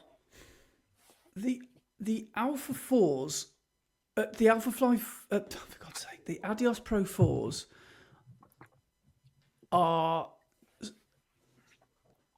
they almost tell you how to run, if that makes sense. Like, you land and then you take off straight away again. With the Alpha Fly 3s, I can foresee a problem if my form changes towards the end of the marathon, but I'm willing to take that risk because I feel like they just feel a little bit more comfortable. What's the underfoot, problem you foresee?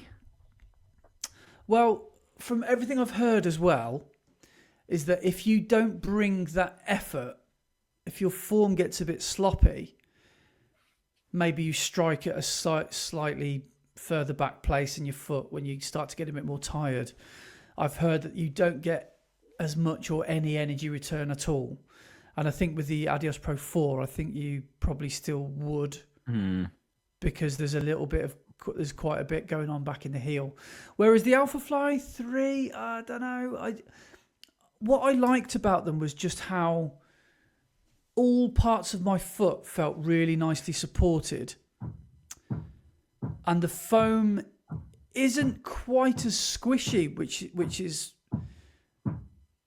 different because I normally quite like squishy foam. And I actually find the Adios Pro 4 quite squishy. I mean, I know a lot of people do. Quite soft. Yeah. So it's actually slightly firmer. And I actually think that I might prefer a more firmer ride. Yeah. Do you think that's due to the AirPod though, rather than the foam? Because ZoomX is super soft, isn't it? Yeah. So do you think it's the AirPod or AirPods that's making it feel stiffer? Maybe, yeah.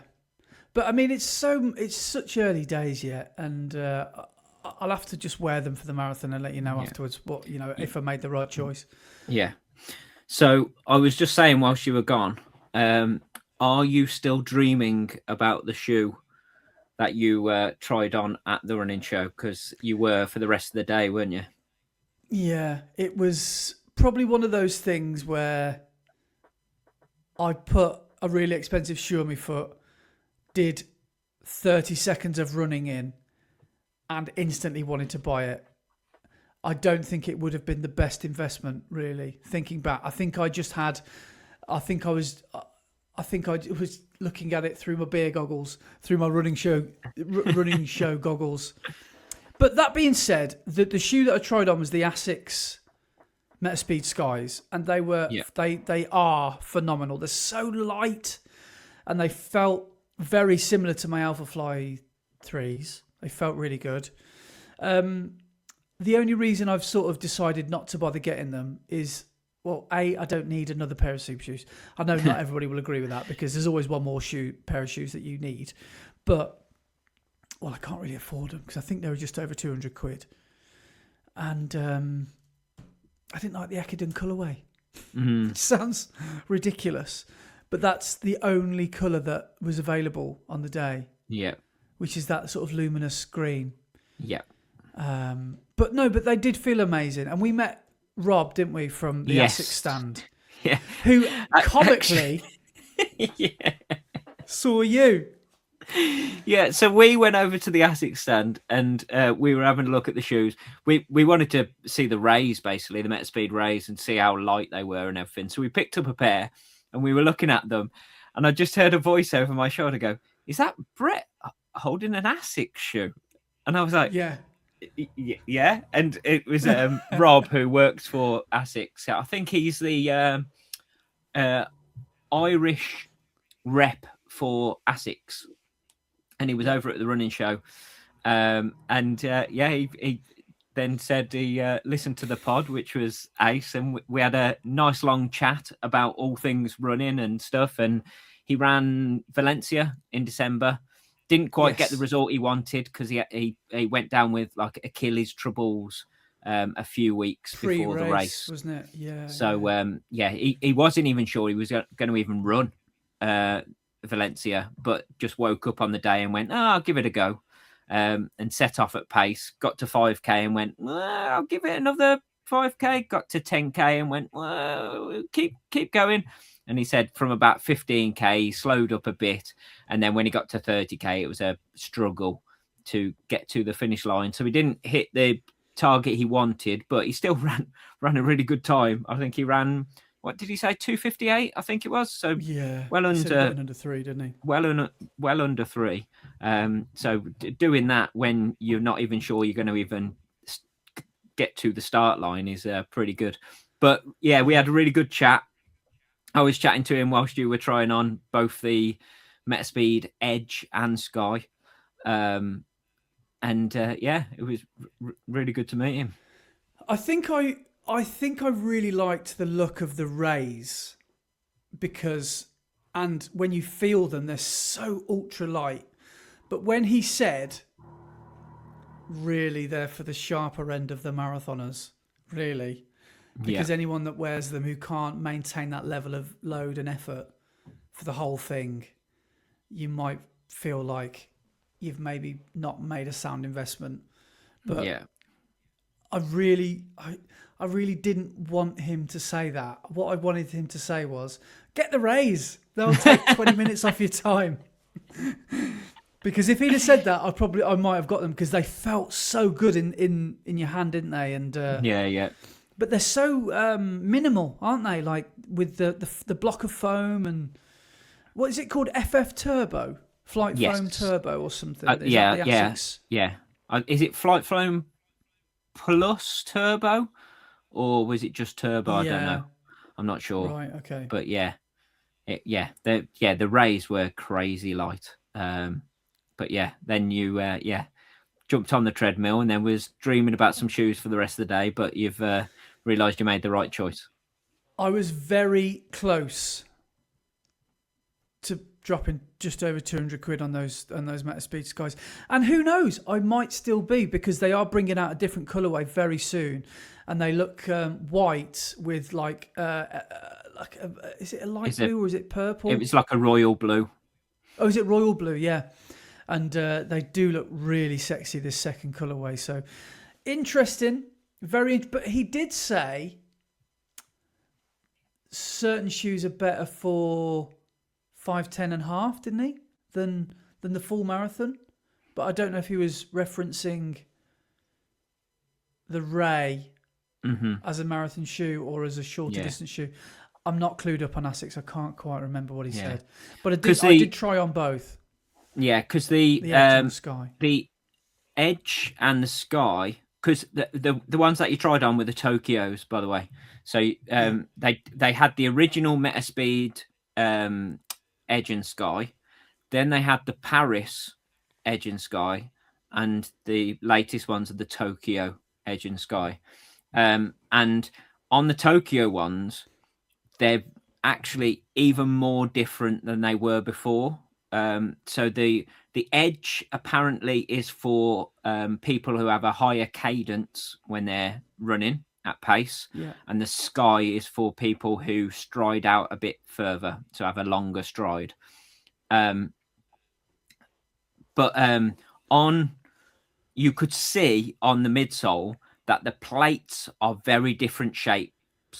On the Sky, there was less of a rocker, wasn't there? Whereas on the Edge, there was more of a rocker. And the two types of foam that are in the midsole were swapped around on the two shoes. So the softer foam was on the top of one of the shoes, and the slightly stiffer foam was on the bottom. And then on the other pair, they were swapped around. So they did have completely different feels, didn't they? Yeah. But I think I was ready to buy them both. If I'd have had the money, I could easily have said, yeah, I'll have these both, because they both felt so nice. But I haven't really done enough running really to know if what sort of runner I am. I don't think I'm a high cadence runner, but neither am I a big strider. I think I'm probably closer to that than a high cadence runner. Yeah. But I don't know. It's difficult to know, isn't it? I don't really look at my cadence. I don't really look at my. But trying them both on, you had the ability to feel what they were like underfoot and help you make that decision. Yeah. I ran up to 9 miles an hour, which felt quite speedy actually in them. I remember you were filming me, and I was like, you could just nudge it up to turn up the speed a bit. And I was like, we'll go another half a mile. Well, we'll go a little bit more. Just go another 0.5. All of a sudden, I was doing 9 miles an hour, that's quite quick for me. Well, 10 miles an hour that's probably about I don't know, 340 a K, isn't it? It's probably about a... Well, 10 miles an hour is 6-minute miling. Yeah, that's really quite quick. So I was doing probably about 5K pace then, because I don't think I did 10. I only did 9 mile an hour. So I was doing maybe 9 miles per hour would be 3 20-minute 5Ks, wouldn't it? So there you go. So I was doing 20-minute 5K pace in those shoes, and they felt glorious. I probably only had about a minute or two on the treadmill, but they felt so good. Those Skies. So they might be my next brand that I try a super shoe of, because they felt really nice. They really genuinely did. So nice. They could well be the next purchase I make. Cool. Now, tell us about your other long run then that you've had a bit of grief about. Well, I just thought, right, last long run of the block with pace in it, I'll do something that really tests me, and I'll see, if I'm able to finish it. So I had the idea to do 3 by 10K, and I didn't realise how upset so many people would get about that on YouTube. I've had a few people going, elites would struggle with this. I was like, well, what do you mean elites would struggle with this? Anyone could do it at the right pace. Like my marathon's only at 3 weeks' time. If I can't do 30K at marathon pace now, it's not a great sign, to be honest. But maybe that's not the way to look at it. Maybe most people would say, because somebody did interestingly write and say, when I'm marathon training, it's very normal for me to not be able to hit marathon pace on long runs. So don't worry. And I've never really thought of it like that. My psyche kind of tells me if you can't hit marathon pace, you've got no chance on race day, which is probably what a lot of people think. It's a bit of a panicky way to think. What you've got to think about is you've got a load of mileage in your legs, number one. Number two, you're not in race settings and race mode. So you haven't got all the other people around you. You haven't got the crowd cheering and stuff like that. So yes, it will be more difficult to hit race pace during training runs than it will during a race. Yeah. Everything's different. Yeah. It's just such a blow, isn't it, when you do a training run and you go, why can't I hit these paces? What's going on? But then once you think about it and you think about all the conditions that are so different, like what you're wearing on your feet, the lack of runners around you to speed you up, the fact that you're running in circles, the fact that you're running up and down hills, the fact that, like you say, you've got miles and miles and miles in your legs, not just going back this week, going back 3 months. Yeah. You're not tapered, you're not fresh. So yeah, there are lots of factors why it's okay not to hit race pace. But yeah, a few people have said 3 by 10K would send shivers down the spines of elites, let alone mere mortals like you. So I don't know if I agree with that, but yeah. I suppose it is a lot of volume to do at marathon pace that close to your marathon. Would it be 18 mile? 330K, yeah. Yeah. So it is a lot of volume at marathon pace just before your marathon. Yeah. But as long as you pulled up okay afterwards and it didn't fatigue you too much, then you should be okay.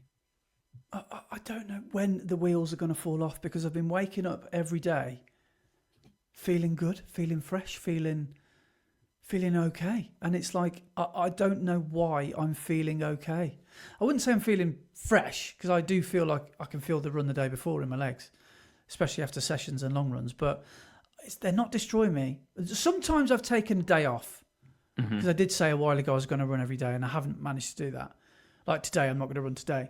But in the same breath, I'm just waiting to be, absolutely butterbeaned around the face by marathon training, because it hasn't quite got me yet.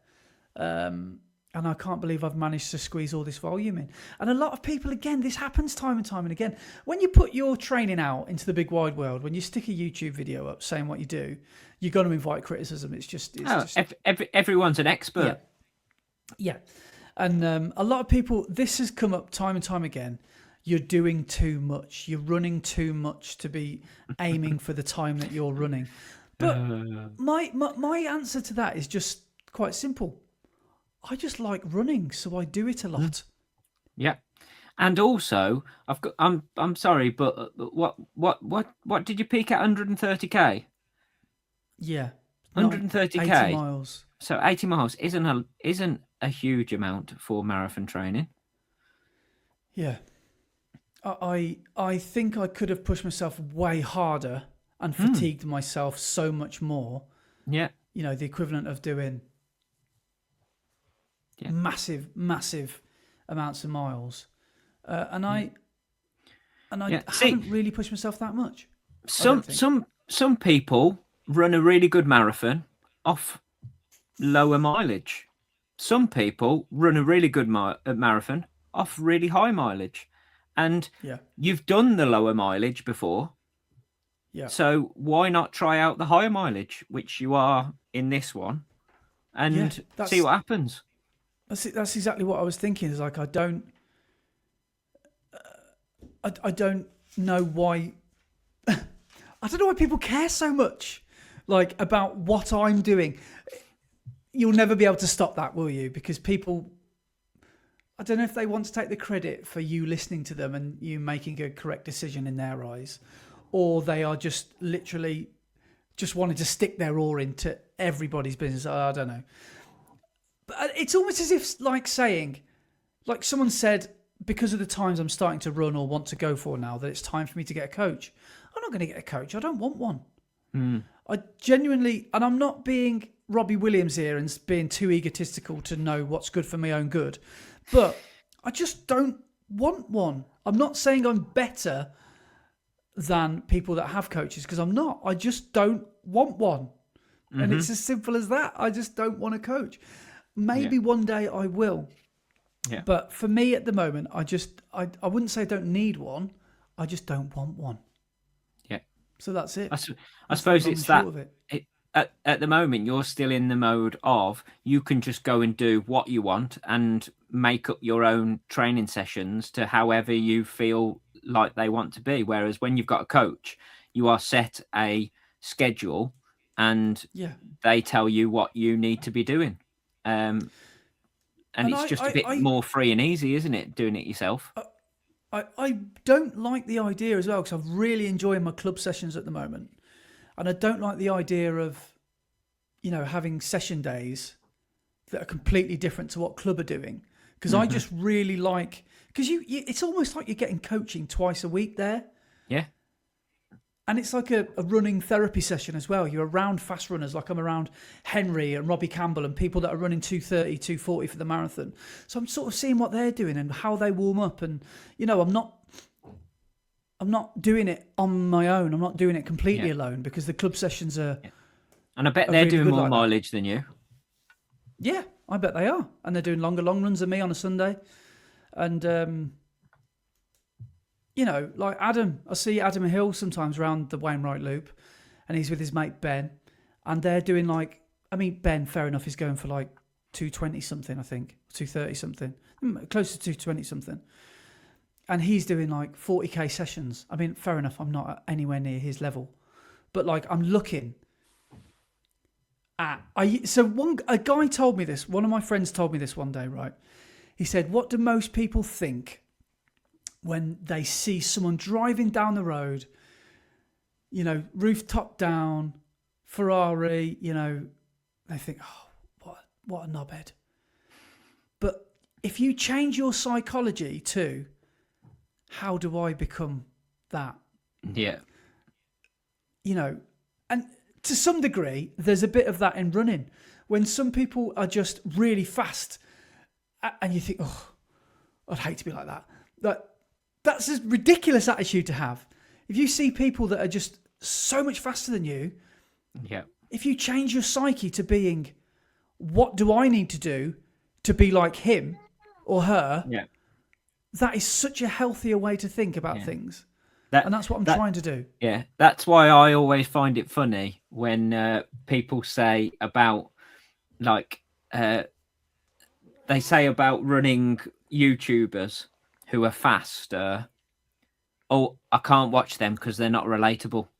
And it's like, well, shouldn't you be inspired by the fact they're a lot faster, and you want to aspire to being faster, rather than saying, well, I want to watch slow people because I'm slow. It's I think it's an honesty thing as well. And I think when you're doing, that's one thing I think we've always tried to do throughout the podcast and throughout the the videos that we do. We've always tried to be upfront and be honest, as honest as we can. And I think it's that what you buy into, isn't it? That people that maybe are not as quick as you, that you watch on YouTube as well, because for the same reason you admire the process and the honesty and what they're bringing to it. Yeah, And definitely. as soon as people try and be something that they're not, that's unrelatable. But yeah, I just like watching. You can see it in my training. I've been massively inspired this year by Run to Japan. That's probably why I've run so much, because I look at the stuff he does and I just think he's running so much. And how is he doing this? Okay, he's doing a lot of it easy, but he's still working really hard on his sessions and he's still getting his long runs in. So it's like there are things that people do, I just think, that are really, really helpful to learn from. But yeah, that just goes back to what people have said to me about me needing a coach and stuff. It's like, well, I'm not an elite. I'm not an athlete. I don't want to be an elite. And also, if you've got a coach, that's amazing. Like, fair play. You're doing what's right for you. You're probably making the most improvement you've ever made. Or maybe you've gotten yourself out of the plateau you think you'd never leave, or something like that. But I think, from my point of view, I just want to go as far as I can on my own. Yes. Yeah. Wait until you aren't improving anymore, and then try and switch it up by doing something different. Yeah. But you're still improving and getting better and better. So you're obviously doing something right. Yeah. And then if you can't improve anymore, just, I don't know, go and find some park runs where you think you can win them, and then just go and do them, and then make you feel good again. But I don't know. It's just one of them things. It's just got to do what's right for you. That's the main and only thing that matters. And sometimes people like to think that they can tell you what to do, or they know what's best for you. Exactly. Yes. Yeah. Cool. Right. Should we go on? What were you going to say? I was just going to quickly say, can I give a couple of shout outs? Yes. For people that ran Warwick yesterday. Oh, yes. Because I didn't do it, and I'm glad I didn't do it. Yeah, I and me. I probably would have run it too hard. Yeah, and also it's cursed, that course is. It injures you. It does. Right, whilst you're doing this, I'm listening. I'm just going to run to the loo. I'll be back in 2 seconds. Okay, all right, fair enough. Well, we know of a couple of people that ran Warwick yesterday, so a couple of shout outs and massive apologies if you ran it and I forgot you ran it, so sorry about that. But I know James. I want to give a shout out to James Hillier, who got a massive PB. I don't know quite what the amount of minutes were, but I think it was about 6 or 7 minutes, was it? Maybe even 8. But he got a massive PB. He ran 1:34.41 chip time. So huge well done to you, James, because James was not long saying ago that he would maybe be interested in Brett and I maybe pacing him round. But I can't trust myself pacing 1:34.41 or quicker now. So, yeah, sorry, James. You might have to have Brett pace you. We know that Chris Dorr and Sam Bauer both went and did it as well. So well done to you guys. And Ben Bauer as well, who's Sam's brother. I don't actually know how Chris and Sam both got on. I don't think they got PBs, but I don't think either of them were going for PBs. I think they were just training runs for you boys, but very well done. It looked quite cold and wet out there, so well done for getting it done. I think Ben did 1:36, I think, same as last year. So well done. Mom did it in, I think, 1:21, I want to say. And 2-minute course PB, was it? What a cracking effort that was. It was. Was it? Yeah. 2-minute course PB. Was Andy Goldsby out there as well? Because I know he said was he indeed. Yes. And Andy did Goldsby he was with a mate. Yeah, he was running with a guy called Johnny. Right. Was it Johnny? Was it Johnny? Maybe it was him. Yeah. Was it? Yeah. So, cracking work, gents. And I tell you who we met at. And Harry Purewell. Did he come 15th or something like that? All right, Bobes. Look at him. All right, mate. How you doing? You okay, mate? Yes. No, I know he had a good run. He had a very good run. And Ryan Baker ran well as well. Who else was there? Hayley probably ran as well. Yes. Did she? I think she possibly did. And then we're now just guessing who might have run the Warwick Half Marathon. And then do we out them on the pod? What do you mean? Their times? No. So someone we know who ran it, who possibly didn't run it. Who? Oh, yeah. Congratulations to Adam Quiney, who ran a fantastic half marathon yesterday. Yeah, well done, AQ. Yeah. Well done. Thank you. And then I think that's all I've got written down. So sorry if we haven't said your name. But as well on this list, we went to the running show. We won't have time to obviously have a chat about what we got up to. But we met some. We had. I wouldn't say this sounds egotistical if we say we had so many people come and say, "Oh my god, I love the podcast." We had about 6 people, but that felt like 6 million. So if you did see Brett and I at the running show, thanks so much for coming over. It really does mean so much when people come and say that it was ace. But we met a few folk. We met Ian Bowdler as we were leaving. We did. Yes. Who's Ian's Easy Miles? Yes, that's correct. Yep. I think actually ran Warwick as well. So well done. Hopefully it went well. Ian, I don't actually know how you did. Nice to meet you. And Angie, you want to say Angie, your other half? And we also met Kurt. So fair play to you, Kurt. Thanks for coming and saying hi. We met Harry Bean. Yes, we Harrison. did. Yes. And so good luck to you in your upcoming attempt at Battersea, isn't it? Yes. For the sub 90. Yes. Loops and loops and loops of Battersea Park. Yeah. So, good luck, mate. We met Wayne. I've got. We saw Aubrey. We saw. Yes, Orbs we did. Yeah.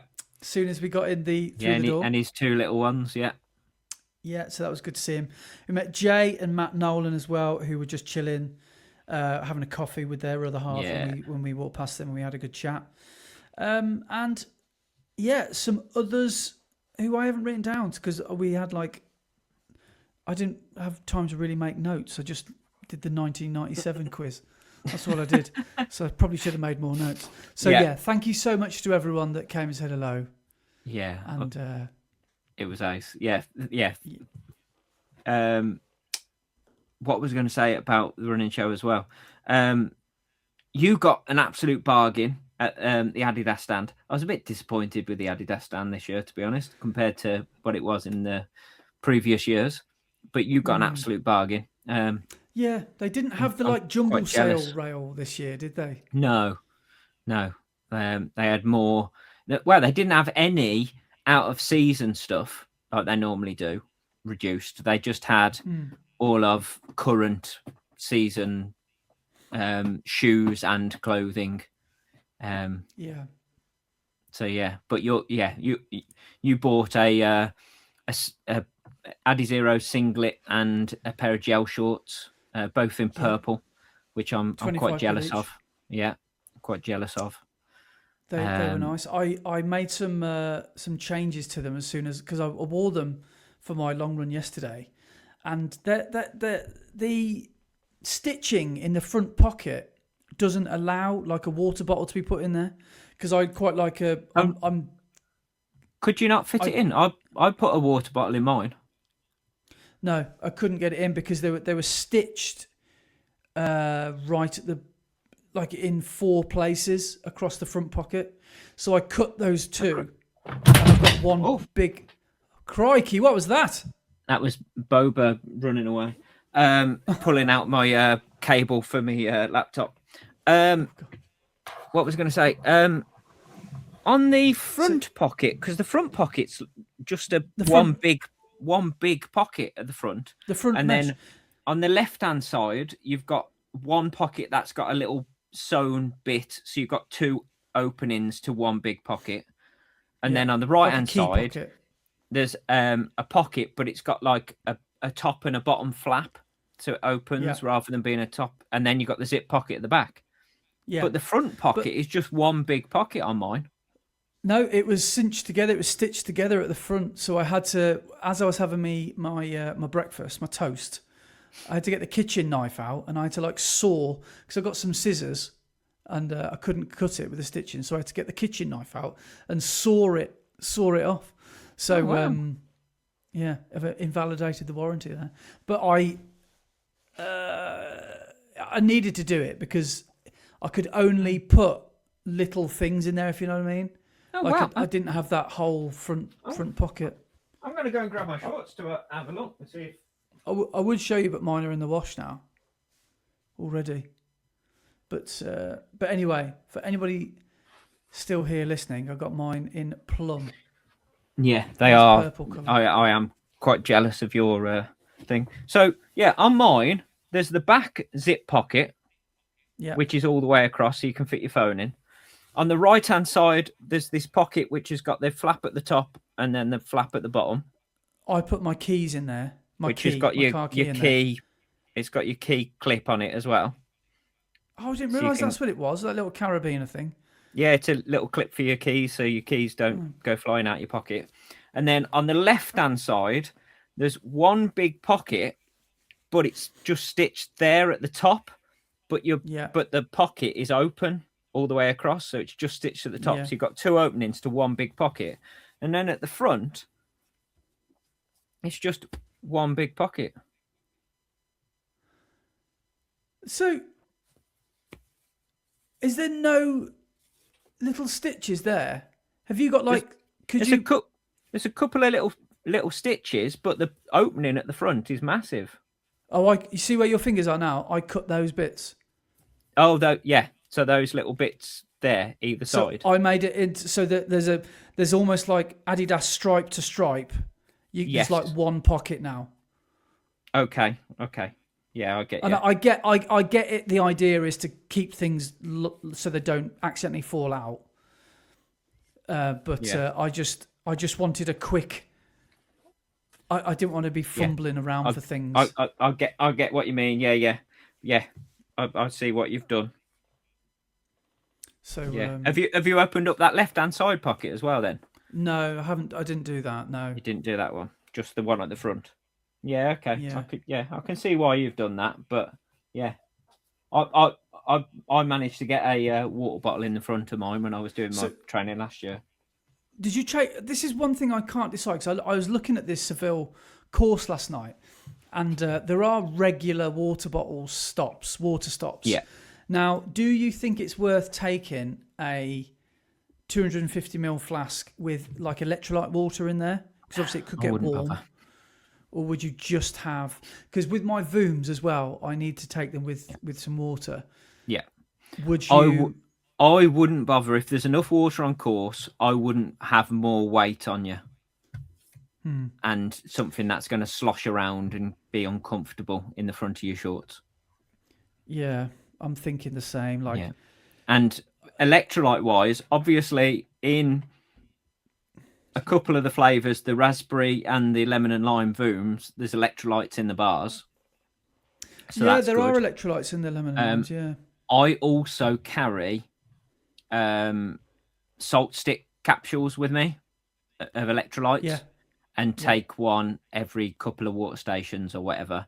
But at the running show, I did see that Voom have now made salt chews, which are similar to the salt stick chews that they make. So salt sticks make two different versions. They make little capsules, which are like tablets, and you just swallow them, and then the electrolytes will dissipate in your stomach. But they also make chews, but they've got less electrolytes in them. And Voom have now made their own versions of the chews, so you can get electrolyte tablets that you could carry around with you. I tried some of their freebies, by the way. I tried some of the beetroot stuff. Mm-hmm. I wasn't a fan of that. I'm not a big fan of beetroot, full stop. Some people can really tolerate it, but I'm just not a fan of it. And I don't think I can take something with me on a marathon that I don't like the taste of. Yeah, especially because it was like an oat bar, wasn't it? So I'm not sure I would want to eat that during a marathon either. If I was doing like a trail, like ultra or something, where it is like a walking picnic, a bit easier, but on a marathon, you probably wouldn't want to take that on. I agree. Yeah. But I probably will leave. Just looked at the Seville course, and they're every 5k, the water stations. Yeah, I wouldn't take any water with you. If it's every 5k, perfect. That's when I'll fuel anyway. Yeah. So I'm going to try and take a block every 5k. Yeah. So. Yeah. So, and the course, I said on the day, I won't go into details, but my accommodation just fell through and got cancelled when I was on the train back home from the running show, and I thought my world has ended. Yeah. Went back on booking.com last night, and I found somewhere else that's probably even better, actually. And it goes past our hotel. So Laura doesn't... Oh, wicked. It goes past after about 5 or 10k. So excellent. So she can maybe see us there, and then she'll probably walk into town. Yeah, nice. At the end. Yeah, wicked. Cool. That's perfect. Yeah. Other thing I purchased at the running show was I went over to see the guys at Fly Carb. Yes, you did. I have taken the plunge and have bought some bicarb to possibly try out at some point. So yeah, once I've tried it, I will I'll give some feedback on whether it has worked for me or not. But I was chatting to Jack Gray about whether it's worthwhile using it for the marathon, and he said a lot of the people who tried it at London last year all got PBs or ran really well using bicarb for the marathon as well. So I don't know, that may be something to think about and try out. Yeah, exciting, because apparently it's not just for shorter distance stuff, is it? It's I think a lot of people think that the bicarb stuff works best for the 5k and maybe the 10k, but if it works for the marathon, that would be ideal, wouldn't it? Yeah. See, I was tempted by the Voom bicarb that they've released as well. So Voom have started their own version of bicarb, but instead of being in the goopy stuff that you've got to eat and swallow without chewing, they've done it in capsules. So you swallow it and the capsule will go down into your stomach and then release down there. So you don't need that goo to transport it down through your digestive system before it actually takes action. But I was chatting to them and they said the dose is based on body weight, and if you're around like 65 to 70 kilos, you possibly would have to take about 12 to 14 capsules for a dose. And I was like, I'm not sure I'd want to take on 12 capsules or 14 capsules Oh of my God, bicarb can you imagine that? before running. That's intense, isn't it? Yeah. Yeah, I don't think So I'd fancy so that at all. so yeah. So I've gone for the fly carb one because I know a lot of people have had good results from it. So we'll see what happens. Yeah.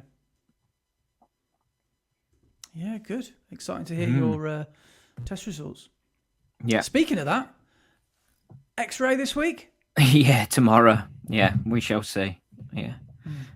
It might take a while for the results to come back, though. If it's anything like last year, it took them 3 weeks to get me results. So, yeah.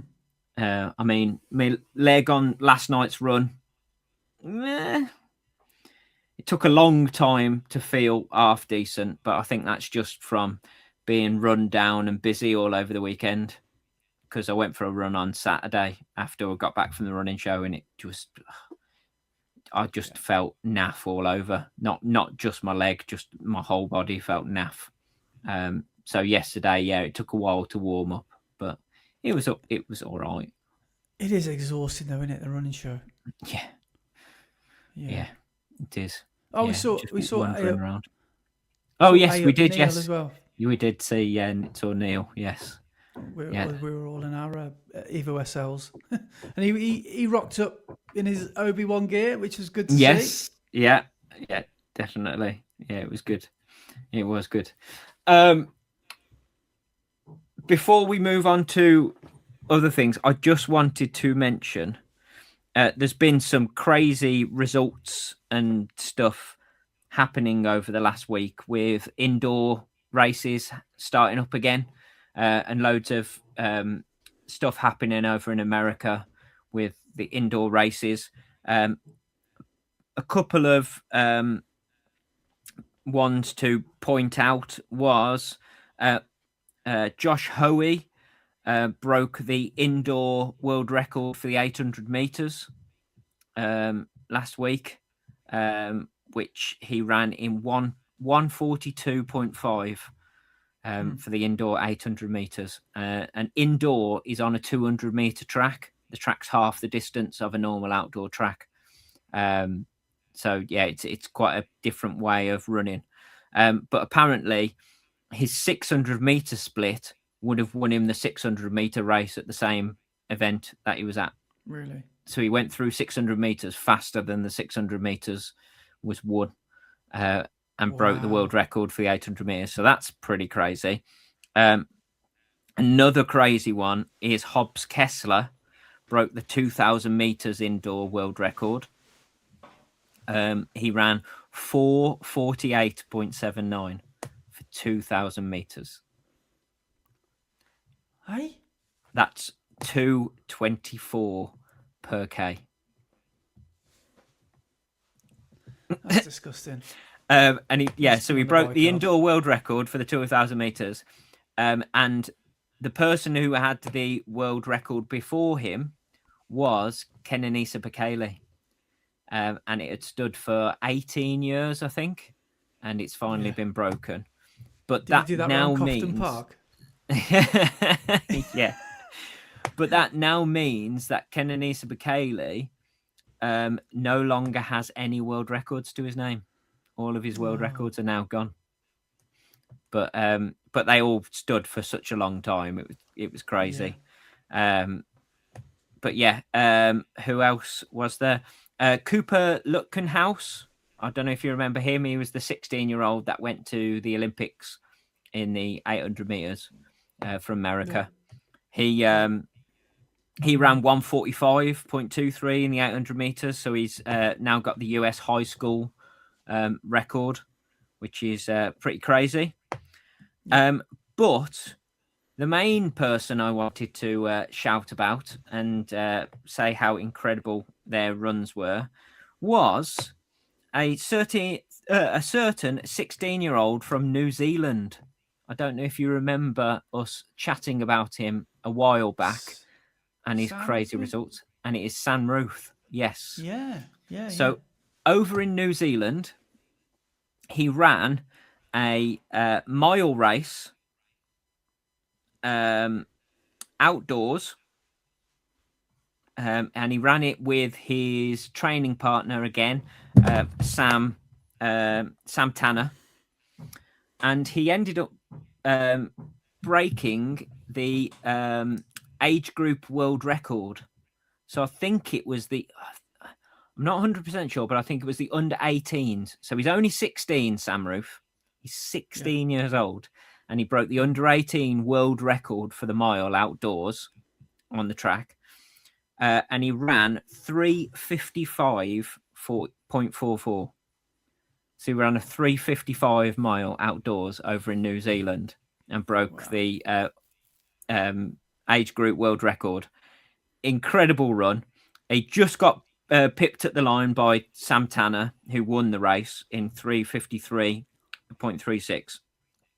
But yeah, he ran 3:53.83, and the previous world record was 3:55.44, which was Cam Myers' record. I don't know if you know Cam Myers, the young Australian. Yeah. So his previous world record was 3:55.44. Sam Ruth ran 3:53.83. So incredible running. And then he jumps on a plane over to America, does a big long flight over to America, has a couple of days to get used to the jet lag and everything, and goes and wins the indoor mile race in 3:48.88. Mental. Which is crazy, which means he is now indoors. He is number 11 on the all-time list.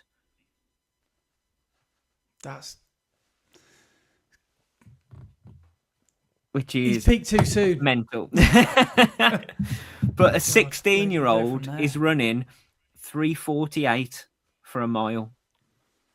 And if you watch the race, it's crazy. That like the pacemakers drop out, and he's got one person in front of him, and it goes round, and on the last lap he just goes, right, I'm going, and just takes the lead and just absolutely flies around the last lap and the last 200 meters.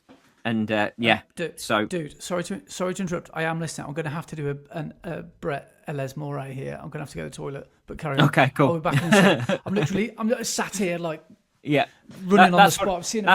That's what I was doing. That's why I went while you were chatting. But go for it. So Sam Ruth, absolutely incredible. So under 18s world indoors record for the mile of 3:48.88, which is mental. And as I say, he's now number 11 on the all-time indoors. I think he's the one of only 4 under 18s to break 3:50 for the mile, which is crazy. And he's with some very good names. I think one of them is Jakob. I think one of them might be Bekele as well. So, incredible. And one other result I did want to mention is one of our GB athletes over in America, Izzy Boffey, who is an 800-meter runner. She has gone to number 2 all-time on the British indoor 800 list, only behind Keely Hodgkinson, and number 8 all-time on the indoor 800 meters.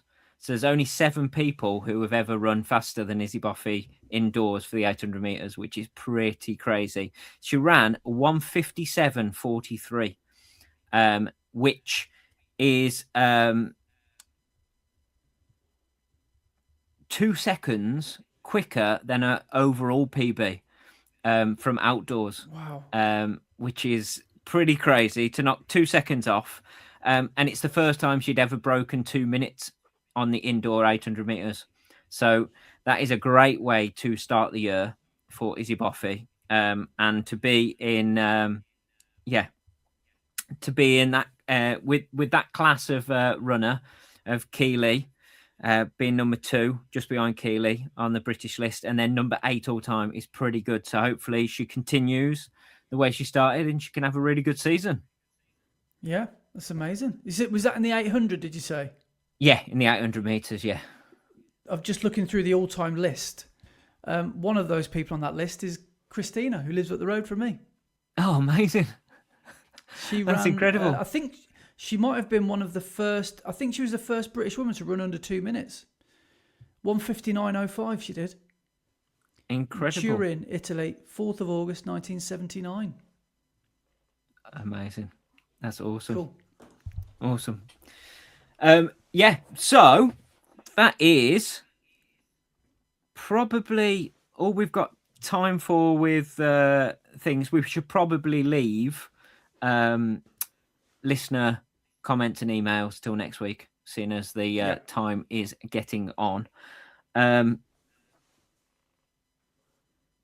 What we should probably then move on to is something I thought about last night, and it's a good job I did, because we have now tipped over into a new week. So if I hadn't have thought about it last week, we wouldn't be able to see last week's leaderboard, because last week's leaderboard is now the week. Yeah. So it's a good job I remembered and screenshot all of the leaderboard. So I do have it in front of me. So good thinking. Here we go. The Strava segment. So, so last week's leaderboard, which is actually the week before leaderboard, in first place for our distance is... Do you remember the 21st night of Matt Hember? With 95.5 miles. So awesome work, Matt. Second place is Jonathan Hutchison with 92.3 miles. And in third place, we'll just leave that there. Was it me? So what? Did I make it? Yes! It is Andy Maguire with 78.3 miles. Amazing. Yes, get in. So good work there, Mr. Maguire. And then our top 3 climbing are... first place is Roberto Mendes with 4,738 foot. Second is Mark with a C with 4,531 foot. And third is Aurelian Hong with 4,469 foot. So amazing work from all of you. And then for our ladies, I've got this written down somewhere. It's in my notes. Here we go. So for our distance for the ladies, in first place was Chloe Hamard with 66.3 miles. In second was Rachel Watson with 59.4 miles. And third was Victoria Lee with 55.7 miles. And then in our climbing for the ladies, in first place was Lisa Thomas. Come on, go Lisa, BNR, with 2,631 foot. Second was Evelyn Lutterod with 2,487 foot. And third was Judith Kent with 2,303 foot. So amazing work from all of you. But yeah, so would you like to... How do you feel about finally getting on the podium? It's been a long time. I normally have to run the length of a river to make it onto the leaderboard. Yeah. So I'm really pleased with that. Yeah, glad you've done it during marathon training. Yeah. I'll be interested to see what those numbers are like when the spring marathons are in peak, trainings are in peak. Yeah. It's going to be silly. It's going to be over 100 miles. You're going to have to run 100 mile more more than that to get on the leaderboard, don't you? Yeah. So, Yes. But yeah, delighted. So, can you think of a number between 1 and 100 for our random Strava? Is it a cop out to go for 97? Should we just say no. 97? Yeah, should we go for 97? 97 Right. It's a good job I screenshot all 100. Should we just go for number 3? Number 9. Could Andy Maguire get in touch and tell us a bit about his running? No, number 97 is Sophie Westmacott. So Sophie ran 38.9 miles for the week over 7 different runs. Her longest run was 13.4 miles and averaged 7:58 a mile for all 38.9 miles and climbed 1,240 foot. Wow, so that's decent. Awesome work, Sophie. Get in touch. Let us know a little bit more about you and your running. Yeah. Lovely. Well, we entered a race live on air. That seems a while ago, doesn't it? Yeah, and spent 20 minutes doing it and basically having silence on the airways. Thank you if you listened through that. And 1997 was a big year, but next year's going to be big, isn't it? Next week, 98. 1998. That was a good year. I remember the World Cup in 98. That was David Beckham's famous sending off against Argentina. Oh, was it really? That was 98, yeah. Where he was lay face down on the ground and kicked up his leg. Yeah, that's it. Yeah, against Diego Simeone. 1998, I would have been a teenager later on that year. So I would basically have turned into Kevin from Kevin the teenager from Harry Enfield. Yeah.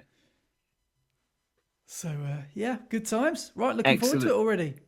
Excellent. Yes. So on that, I will say thank you so much for watching or listening. And we shall see you in less than a week. Beardy Rich has just written on in WhatsApp, and he said, I might have to join the local club here to avoid being treated like a second-class citizen at the start. In reference to Two Castles. So Beardy Rich is in. Yeah, and the segregation between the club runners, the club runners, and the riffraff. Yeah, that's what I was going to say, but I didn't want to say it. But yeah, the riffraff. Yeah. So go and enter Two Castles, and we'll see you there. Right. Yeah. Cheers, guys. Cheers, all. See you soon.